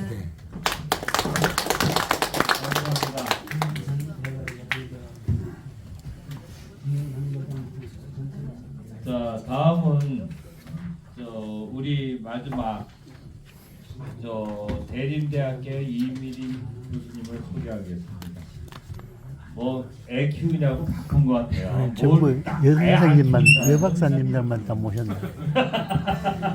자, 변론 좀 하시고 자 시작하시죠.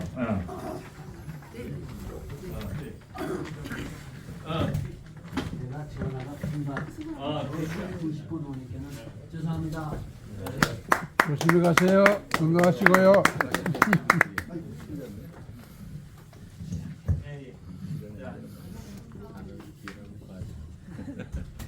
시작하시죠. 안녕하세요. 저기 대림대학교 이미림입니다. 지난번에도 발표를 했고 이번에도 아니 지난번에도 늦게 해달라고 애 본다고 그러는데 또 온대요. 뭐 이렇게 많이 보는지. 제가 안 그래도 오늘 하는 이야기가 이제 돌봄의 영역에 관한 돌봄의 영역을 좀 변론 좀 하세요. 애를 혼자 보다 보면 이렇게 됩니다. 일명 요즘 MZ 세대들이 말하는 독방 육아라고 하죠. 다행히 오늘 같은 경우는 이제 그 친구 집에 맡겨놓고 남편이 24시간 교대 근무를 하기 때문에 이거는 어떻게 방법이 없는 상황이라 그렇게 됐습니다. 오늘 주제는요. 제가 이제 위정척사파 이제 지금 이제 끝날 시간 되니까 지루하시죠. 그래서 읽는 것보다는 제가 이제 주로 이야기로 말씀을 드리겠습니다. 좋아요. 예, 오늘 주제는 이제 제가 예전부터 이제 잠깐 봤는데 위정척사파의 문제는 되게 괜찮은데 되게 저평가돼 있다는 아까 방금 앞에서도 말씀드렸다시피 결국은 위정척사파 때문에 망했다라고 하지만은 의병운동을 진행하고 그게 이제 독립운동으로 계속 이어지는 그러고 결국 독립운동을 했던 사람들도 다 위정척사파거든요. 근데 왜 그 부분에 대해서 평가가 안 들어가냐? 그러니까 제가 얼마 전에 이제 수당 정정화 선생, 동동 김가진 선생에는 관심이 조금 있었어요. 그러니까 동동 김가진 선생 같은 경우는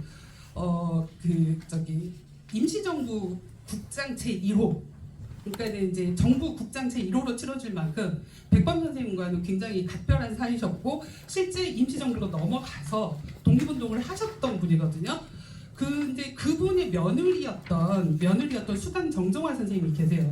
굉장히 양반가의 자식이잖아요. 양반가의 며느리인데 실제 이제 남편과 시아버지가 이제 다 이렇게 넘어가고 나서 이제 그 며느리도 넘어가서 독립운동을 하는데 그 독립운동의 방법이 뭐냐면 일종의 양반가 여성들의 독립운동은 돌봄의 형태를 띄었다는 거죠. 시아버지, 남편 이렇게 이제 그 남자 어른들이 독립운동을 할 때 거기서 뭐 하냐? 정말 살림을 도맡아 하면서 이렇게 그 걱정하지 않고 삼시세끼 먹을 수 있게 조달을 해주고 그건 왜 독립운동의 범죄에 속하지 않냐는 거죠. 총칼 들고 나가서 싸워야만 독립운동은 아니잖아요. 그 수당 정정화 선생님이 했던 것들은 뭐냐면은 실제 독립운동 자금을 가지고 이제 운반책의 역할을 했었어요. 심지어는 이제 임산부 같은 경우는 검열이 심하지 않으니까 임산부로 위장을 해서 독립운동 자금을 이제 만주로 다시 가져오고 여성이니까 의심이 덜한다. 이런 부분으로 실제 엄청난 활약을 했고요. 1980년대에 돌아가셨어요. 그래서 그분의 기록은 이제 녹취된 기록이 책 한 권으로 나온 게 있거든요. 그래서 이제 뭐 그런 정도였는데 실제 이제 오늘 제가 이야기를 하고자 하는 윤희순의 독립운동 같은 경우는요. 어디 보니까 이렇게 나왔더라고요. 선생님들 미스터 선샤인이라는 드라마 보셨나요? 그 미스터 선샤인 김태리가 맡았던 역할에 실제 모델이 된 게 윤희순의 독립운동이었다라고 이야기를 합니다. 근데 우리가 미스터 선샤인을 보고는 굉장히 환호를 해요. 와 멋있다. 영상으로 그려지니까 와 저런 분이 있었네 라고 환호를 하는데 윤희순의 독립운동에 대해서 이야기를 하면 지루해 재미없어 활용을 못한다는 그런 단점도 좀 있죠. 굉장히 흥미를 끌만한 주제들은 되게 많이 있습니다. 제가 이제 윤희순이 유전적사파 여성에 대해서 주목을 한 이유는 뭐냐면요. 윤희순의 일생록은요 전부 이제 한글로 돼 있어요. 그래서 선생님들도 찾아보면 읽기가 굉장히 쉽습니다. 그게 한글로 돼 있고 강원일보사에서 외당 선생 3세록이라고 해가지고 검색을 해보면요 도서관에 책이 있는데 지금 절판돼서 나오지는 않아요. 저도 지금 6주째 책을 빌려가지고 반납을 안 하고 가지고 있는데 그래서 이제 그 책에 나온 한글 가사를 중심으로 이야기를 하려고 합니다. 그러니까는 지금까지요 선비들의 의병 활동의 행적은 많이 연구가 되고 성과가 부여가 되었습니다. 그런데 유전적사파 특히 이제 유교를 공부하던 사람들이요 유교 여성에 대한 연구는 거의 없어요. 근데 윤희순의 독립운동 같은 경우는요 사학계에서 연구가 많이 됐고요 이미. 그 다음에 국문학계에서 연구가 됐어요. 심지어는 제가 찾아본 논문은 미디어 쪽, 그러니까 가사를 썼으니까 그 가사를 통해서 대중과 어떻게 소통하느냐에 관한 문제, 이 윤희순의 가사가 왜 주목받을 수밖에 없었는지 그런 부분에 대해서도 연구가 꽤 이루어졌습니다. 근데 이제 유교에서 연구가 이루어지지 않았던 그 충격적인 이유는 뭐냐면은 제가 충격을 받았던 건 뭐냐면 문학 쪽의 글쓰기 이제 가사를 가지고 연구하는 것이었는데 가사는 훌륭하지만 윤희순이 그런 가사를 쓰게 된 계기가 딱히 주체적이지는 않았다. 이렇게 너무 당연하게 나오는 거예요. 뭐지? 주체적이지 않았으면 이 가사를 왜 쓰지? 뭘 주체적 인식이었다라는 말이 나오는 거예요. 근데 그런 연구 결과들이 되게 버젓하게 돌아다닙니다. 근데 그렇게 그런 결과들이 돌아다닐 수밖에 없는 이유는 뭐냐면 유교 철학을 했던 유전적사파를 공부를 했던 사람들이 연구를 안 하기 때문에 라고 생각을 합니다. 그래서 그런 문제들이 있지 않나 생각을 했고 오늘 제가 이제 정리한 글에서는 딱히 철학적인 의미를 엄청나게 부여를 하지는 않았습니다. 아직은 제가 이렇게 정리를 하는 와중이라서 그래서 이제 여성 의병 활동의 이제 중심 인물로 독립운동사 연구에서는 굉장히 중요 인물로 평가가 되고 있고요. 그 윤희순은 포봄, 가사, 의병 활동을 독려하는 그런 연구가 되게 많이 진행이 되었는데요. 그 윤희순 남편 유재원은요 화사파 유중교 선생을 모시고 수학을 했고 시아버지 유용석은 최초의 의병 가사인 고병전 가사를 제작해서 의병 의식을 고취시킨 인물입니다. 시백부가 그러니까 윤희순의 시백부가 그 의암 유인석 선생이고요. 그다음에 이제 그래서 이제 온 집안이 전부 그 유전적사파 집안이기 때문에 당연히 이제 그쪽 계열로 이제 그 시각이 깊어진 그런 이유도 있었을 거라 바라봅니다. 이런 가정적인 배경이 유교 여성이었던 윤희순에게 있어서 어떤 의미가 있었을까라고 생각을 해본다면요.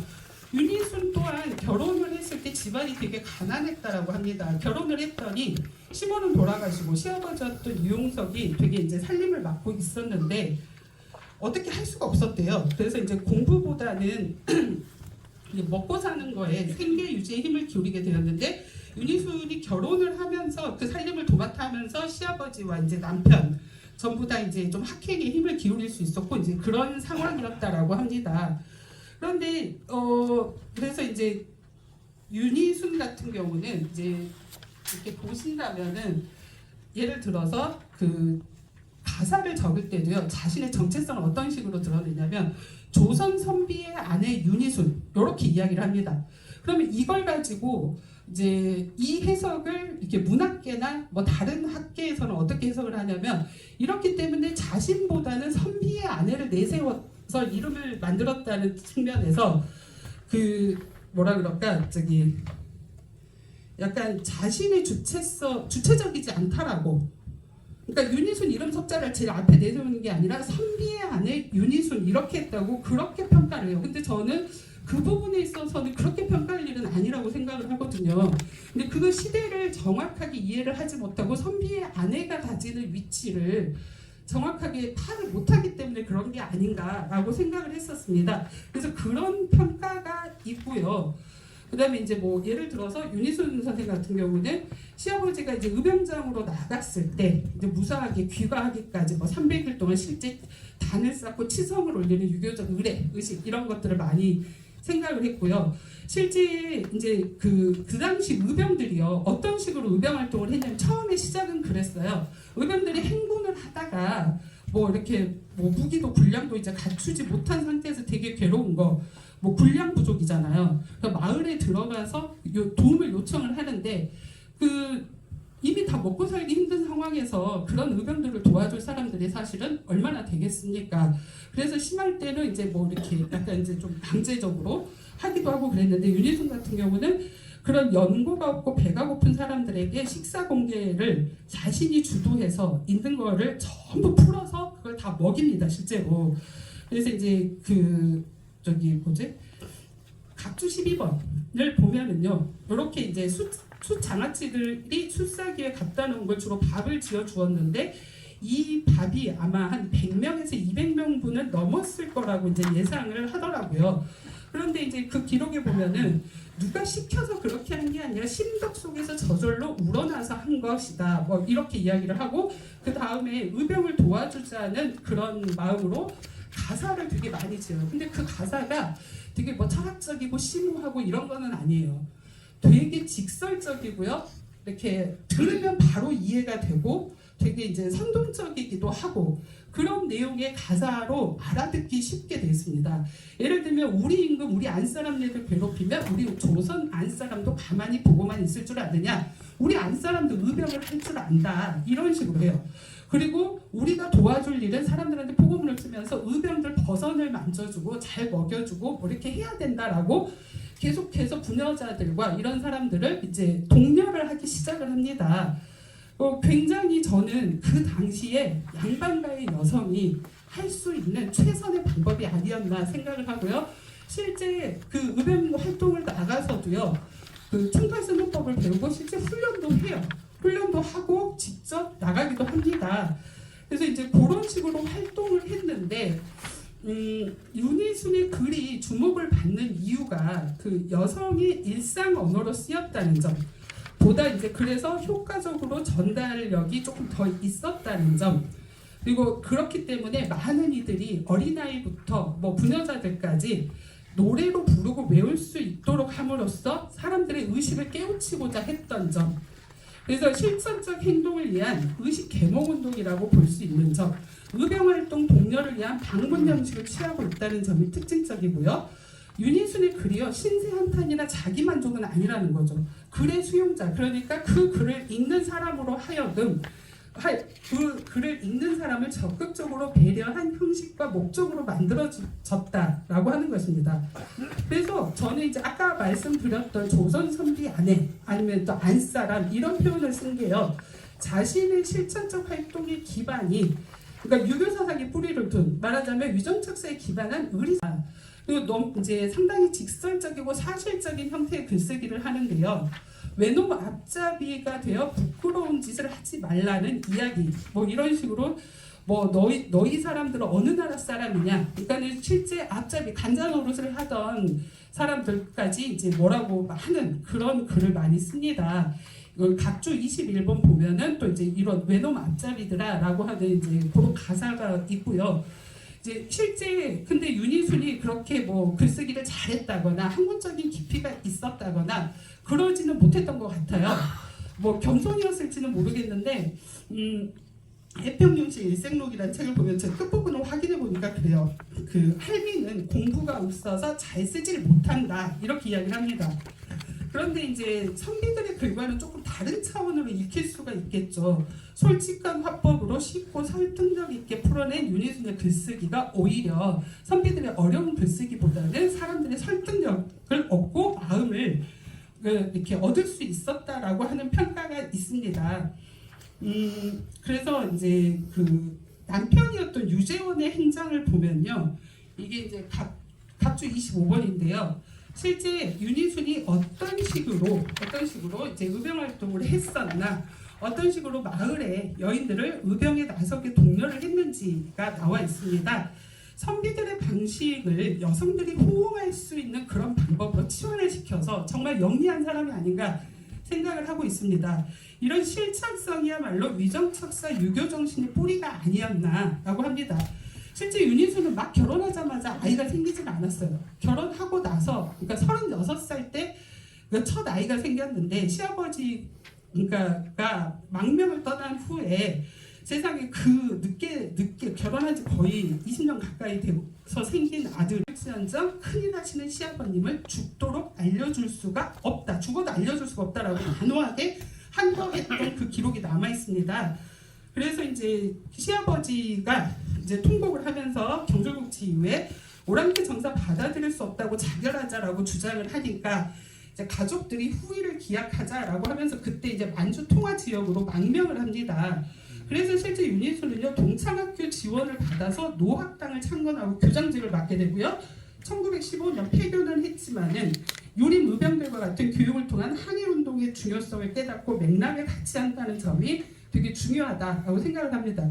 왜냐하면 우리가 의병활동이나 이런 것들에 대해서 잘못 이해하는 부분이 뭐냐면, 가서 당장에 싸울 생각을 해야지 무슨 또 학교 세우고 교육이고 책상에 앉아서 뭐하냐 라고 하지만은, 그 윤희순의 신념은 선비들과 같이 하는 게 뭐냐면, 항일 인재를 양성하려면 학교가 있어야 한다라고 하는 신념이 굉장히 강했습니다. 그래서 이제 그래서 이제 위정착사파 여성이라고 그 맥을 같이 한다라고 볼 수가 있습니다. 그래서 이제 제가 윤희순의 모습은 여러모로 남다른 유림 집안에서 교육받은 여자의 모습이 시대적 상황과 맞물려 현실적으로 문제의식을 적절하게 잘 드러내고 실제 행해졌다는 데 의의가 있다라고 생각을 합니다. 대표적으로 알려진 안사람 의병가의 경우 1차적으로 유교 사회의 남녀 분별의 의미를 잘 이해하고 적용시켰다라고 할 수 있고요. 젠더적 관점에서, 오늘날의 젠더적 관점에서 본다면 여성성에 기반한 활동으로 한계점을 보인다고 평가할 수 있지만, 이런 식의 평가는 아니라고 생각을 하고요. 당시의 여성의 역할과 차이, 그 시대를 기준으로 봤을 때는요, 그 차이를 분명하게 인식하고 접근했던 경우가 아닌가라고 합니다. 그래서 제가 윤희순의 의병활동을 어떻게 정리를 할 수 있을까 고민을 해봤습니다. 그런데 실제 이제 수당 정정화 선생이나 이런 분들의 의병활동을 생각을 해보더라도 기본적으로 돌봄에서 시작을 합니다. 자기랑 가장 가까운 친친한 사람들의 그 돌봄에서 시작을 하는데, 왜 돌봄은 의리의 영역으로 들어간다고 우리는 배우지 않았을까? 이런 고민을 하게 되었습니다. 실제 여러분도 요즘 되게 인기 끄는 연인이라는 드라마를 아세요? 연인 어르신들 그거 한번 보시면요 되게 재밌습니다. 근데 거기에서 저도 되게 늦게 봤는데 1회부터 패받았던 대사가 있었어요. 근데 거기서 뭐가 나왔냐면은, 병자호란이 일어났는데 그 대명 임금을 지키러 가자. 나는 임금을 지키러 떠나야 되겠다. 그 임금을 지키러 떠나면서 자신이 사랑하는 가족과 자신이 사랑하는 여인을 다 버리고 갑니다. 거기서 이제 남자 주인공이 이렇게 보면서 하는 말이 있어요. 그런데 저 임금 지키러 가는 거 좋다 이거지. 근데 임금 지키러 가는데, 그러면은 다 남자들이 다 임금 지키러 간다면 지금 여기 남아있는 사람은 누구지? 그럼 옆에서 누가 그래요? 여자들과 노인들만 남겠죠? 아이들과? 그럼 이 사람들은 누가 지키나? 이렇게 말을 해요. 그래서 결국은 의리라는 것도, 뭐 임금을 지키는 의리도 중요하지만은 가까운 사람을 지키는 것이 의리의 시작이 아닌가. 그러면은 수당 정정화 선생이나 여기 윤희순 선생이나 하는 이렇게 독립운동을 했던 방식 자체가 내 가까운 사람을 지키는 것에서부터 시작하는 의리. 그러니까 이 돌봄의 의리라고 이야기를 할 수 있지 않을까 생각을 합니다. 그래서 이제 돌봄의 의리는요, 유교 사회에서 성체의 특성과 역할을 이용한 적극적인 형태를 가졌다는 게 윤희순 선생의 의의가 있다라고 생각을 합니다. 실제 그러니까 훗날 윤희순 선생 같은 경우는요, 여건을 만들어 실제 남자와 같은 군사훈련을 받고 만주로 넘어간 이후에는요, 한층 더 직접적으로 독립운동에 앞장서게 된 것으로 볼 때 북란의 시기에 여성성을 통해서 자주적이며 당당한 항일운동을 했다는 점에서 남성 중심 이데올로기가 지배하던 조선 사회에서 여성 의병의 존재는 특별하게 보일 수밖에 없었을 것이라 생각을 합니다. 유교 이념적 가치 체계를 태생적으로 습득하고 자란 유림 집안의 여성이라는 점은 더욱 특이점으로 다가오고 있지 않나라고 생각을 합니다. 오늘날 한국 여성의 사회적 존재감은 부각이 되고 있습니다. 그러나 여성의 역할에 대한 의미는 오히려 퇴색되거나 조금 모호해지고 있는 게 있지 않나라는 생각도 듭니다. 그래서 이제 그 위정척사에 기반한 독립운동가 윤희순을 통해서 한국 역사에서 침잠해 있던 한국 여성, 유교 여성의 역할에 주목할 필요가 있지 않나 고민을 해봅니다.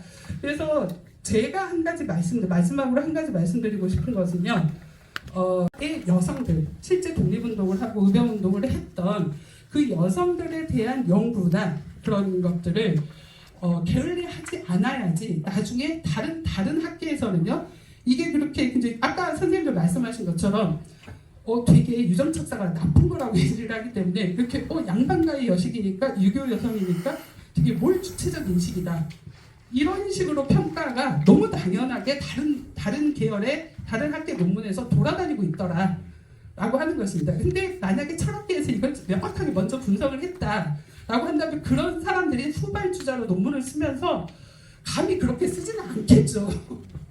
이상입니다.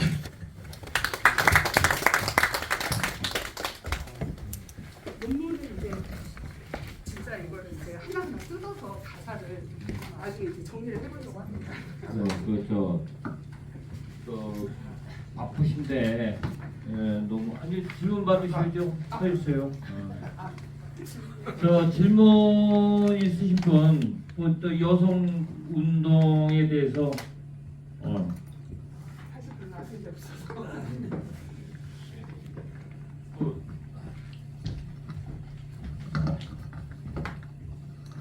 교수님 너무 감사합니다. 사실 작년에 우리 화성학회 오셔가지고 제가 속으로 뜨끔했어요. 교수님 뭐라고 그러세요? 한마디로 얘기하면 당신들 지금 뭐하고 있냐, 위정척사 사상을 우리나라 젊은이들한테 어떻게 효율적으로 전파를 해서 젊은 사람들이 제정신을 차리게 하지 않고 뭐 하느냐, 이런 말씀으로 저를 받아들였어요. 그래서 저 말씀 참 옳다. 그래서 사실 요번에 모실 때 제가 이은영 교수를 좀 압박을 했어요. 이민영 교수 다시 한번 모시자. 근데 오늘도 좀 이렇게 훌륭한 말씀을 하셔서 감사한데, 이제 교수님이 뭐 그게 중요한 거는 아닌데 제가 얼핏 듣다가 위정척사파에서는 항일의병 활동을 하는데 지금 뭐 하느냐, 나가서 싸워서 이겨서 국권을 회복해야지, 이런 말씀 아까 하셨거든요. 근데 맞아요, 맞는데 그 진짜 항일 의병 활동을 하는 거에 방법론에 있어서는 우리 화성학회의 금계 이근원 선생 문집에 보면 그런 말이 나와요. 뭐냐면 추리부지나 처위부지는 같은 것이다.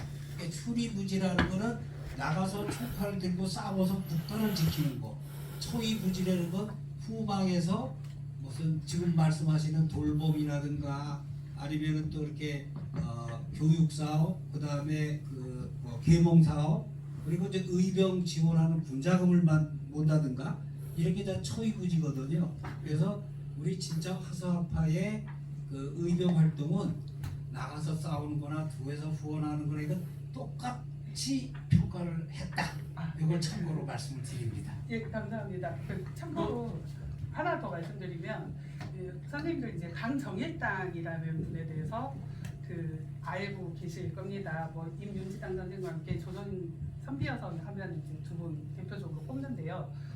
그 강정일당이라는 분도 되게 학문이 깊었는데 예를 들면은 그렇게 자신이 하는 학문 남편과 같이 이렇게 주고받으면서 글을 많이 써요. 그런데 그 의미가 어디 있었냐면 제가 그걸 가지고 올해 1월달에 발표를 했었어요. 어떤 선생님하고 안달을 했을까요? 근데 이제 정일당의 방법은 남편을 돌봄으로써 자신도 남편처럼 이렇게 군자가 되는 길을 택한 케이스이다 이렇게 이야기를 했거든요. 어디 부부가 결혼해서 사는데 생각이 다르면 선생님들 사과 치십니까? 내가 군자 되고 싶으면 남편 군자 만들어야지. 그렇게 이야기를 했더니 이제 선생님들 다 웃어 주셨어요. 그래가지고 그런 것처럼 아까 선생님들 말씀하신 것처럼 우리가 이제 조금 더 주목을 해야 될 부분은 그 유교 여성 선비들, 그러니까 여성 말을 하자면 실천이든 뭐든 이렇게 유교 여성에 대한 기록을 다른 학계에서는 연구가 많이 됐는데 우리가 유교 철학을 하시는 분들이 중심을 잡아서 가닥을 만들어 놔야지 다른 학계에서 연구를 할 때 이걸 바탕으로 연구를 해서 이상한 해석을 하지 않더라라는 거죠. 그리고 제가 이번에 문학계에서 되게 많이 나왔어요. 가사이기 때문에 대부분 윤희순의 논문은 사학계 몇 편과 문학계에서 가사를 연구하는 게 많은데 가사에 대한 의미를 찾으면서도 윤희순 선생 그 자체의 철학성이라든가 그런 이렇게 유전척사에 대한 의미는 굉장히 과소평가되고 있더라. 그래서 이제 그런 부분에 조금 더 여성 선비, 유전척사파 여성에 대한 관심을 조금 더 가져주시면 좋지 않을까 생각을 했습니다. 감사합니다. 그렇습니다. 아니 이분이 지금 어디를 가고 있어? 여보세요.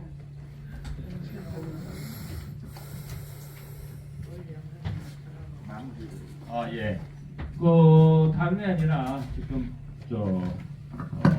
우리 이미림 교수님의 하고 그 다음에 오늘 폐사 오수훈 교수님이 이사장님이 마지막 일서 말씀이 있겠습니다.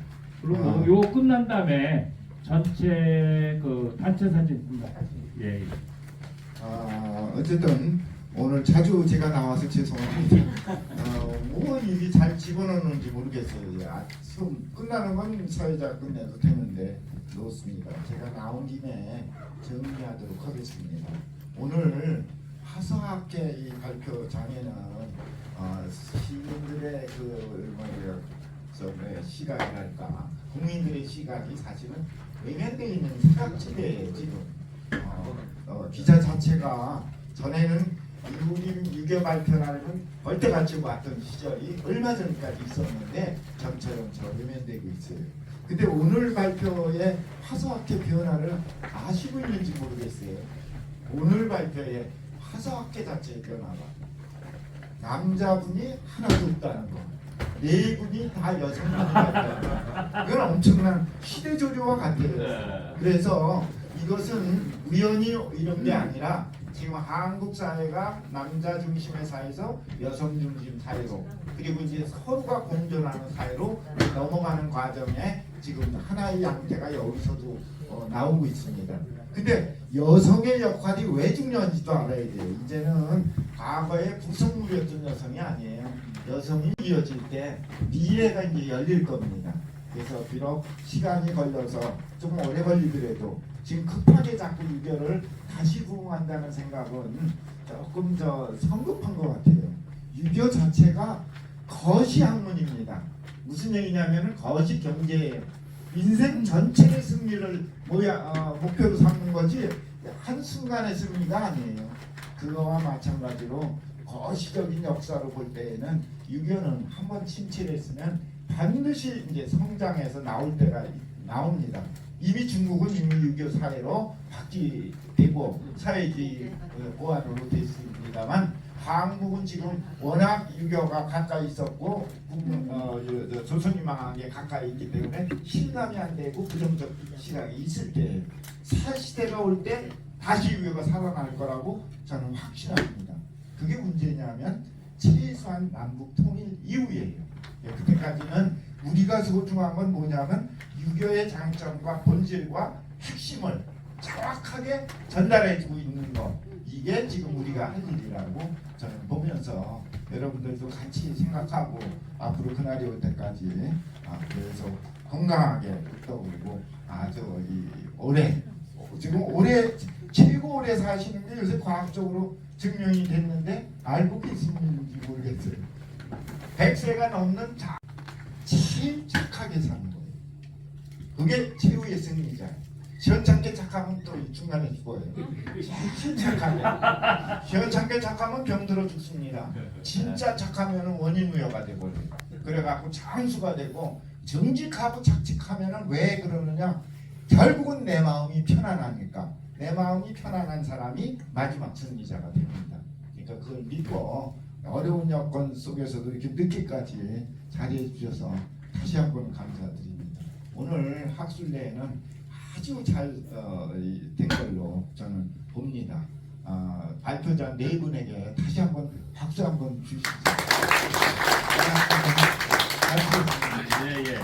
그러면은 오늘 저 어르신도 있고 다른데 단체 사진을 한번 찍고 그다음에 오늘 식사를 여기 있는 분 다 주문을 했습니다. 식사 다 하시고 여기 앞에 제가 볼 때 내가 이거 정리를 할 테니까 우리 양 실장님이 모시고 이쪽으로 예? 저기서 나오셔갖고 단체 사진 한번 찍겠습니다. 여기 자리를 마련해. 기념해갖고 이쪽.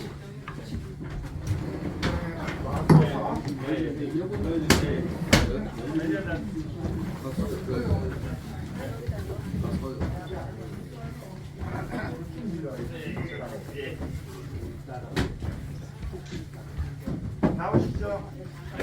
여기서 나오세요. 예, 길 다 쓰셔야 돼. 뒤에 나오세요. 예. 오세요.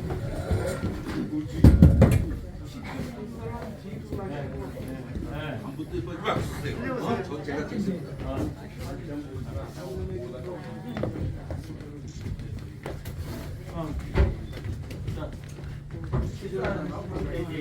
이민희 교수님 한번 같이 작은 사람을 앞에서 해야 돼.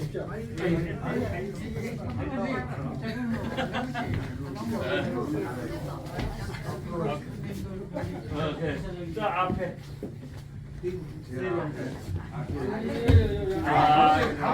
네분 발표. 또한 분이 있는. 안유경. 아니 112에. 4명 다 왔어. 봐봐.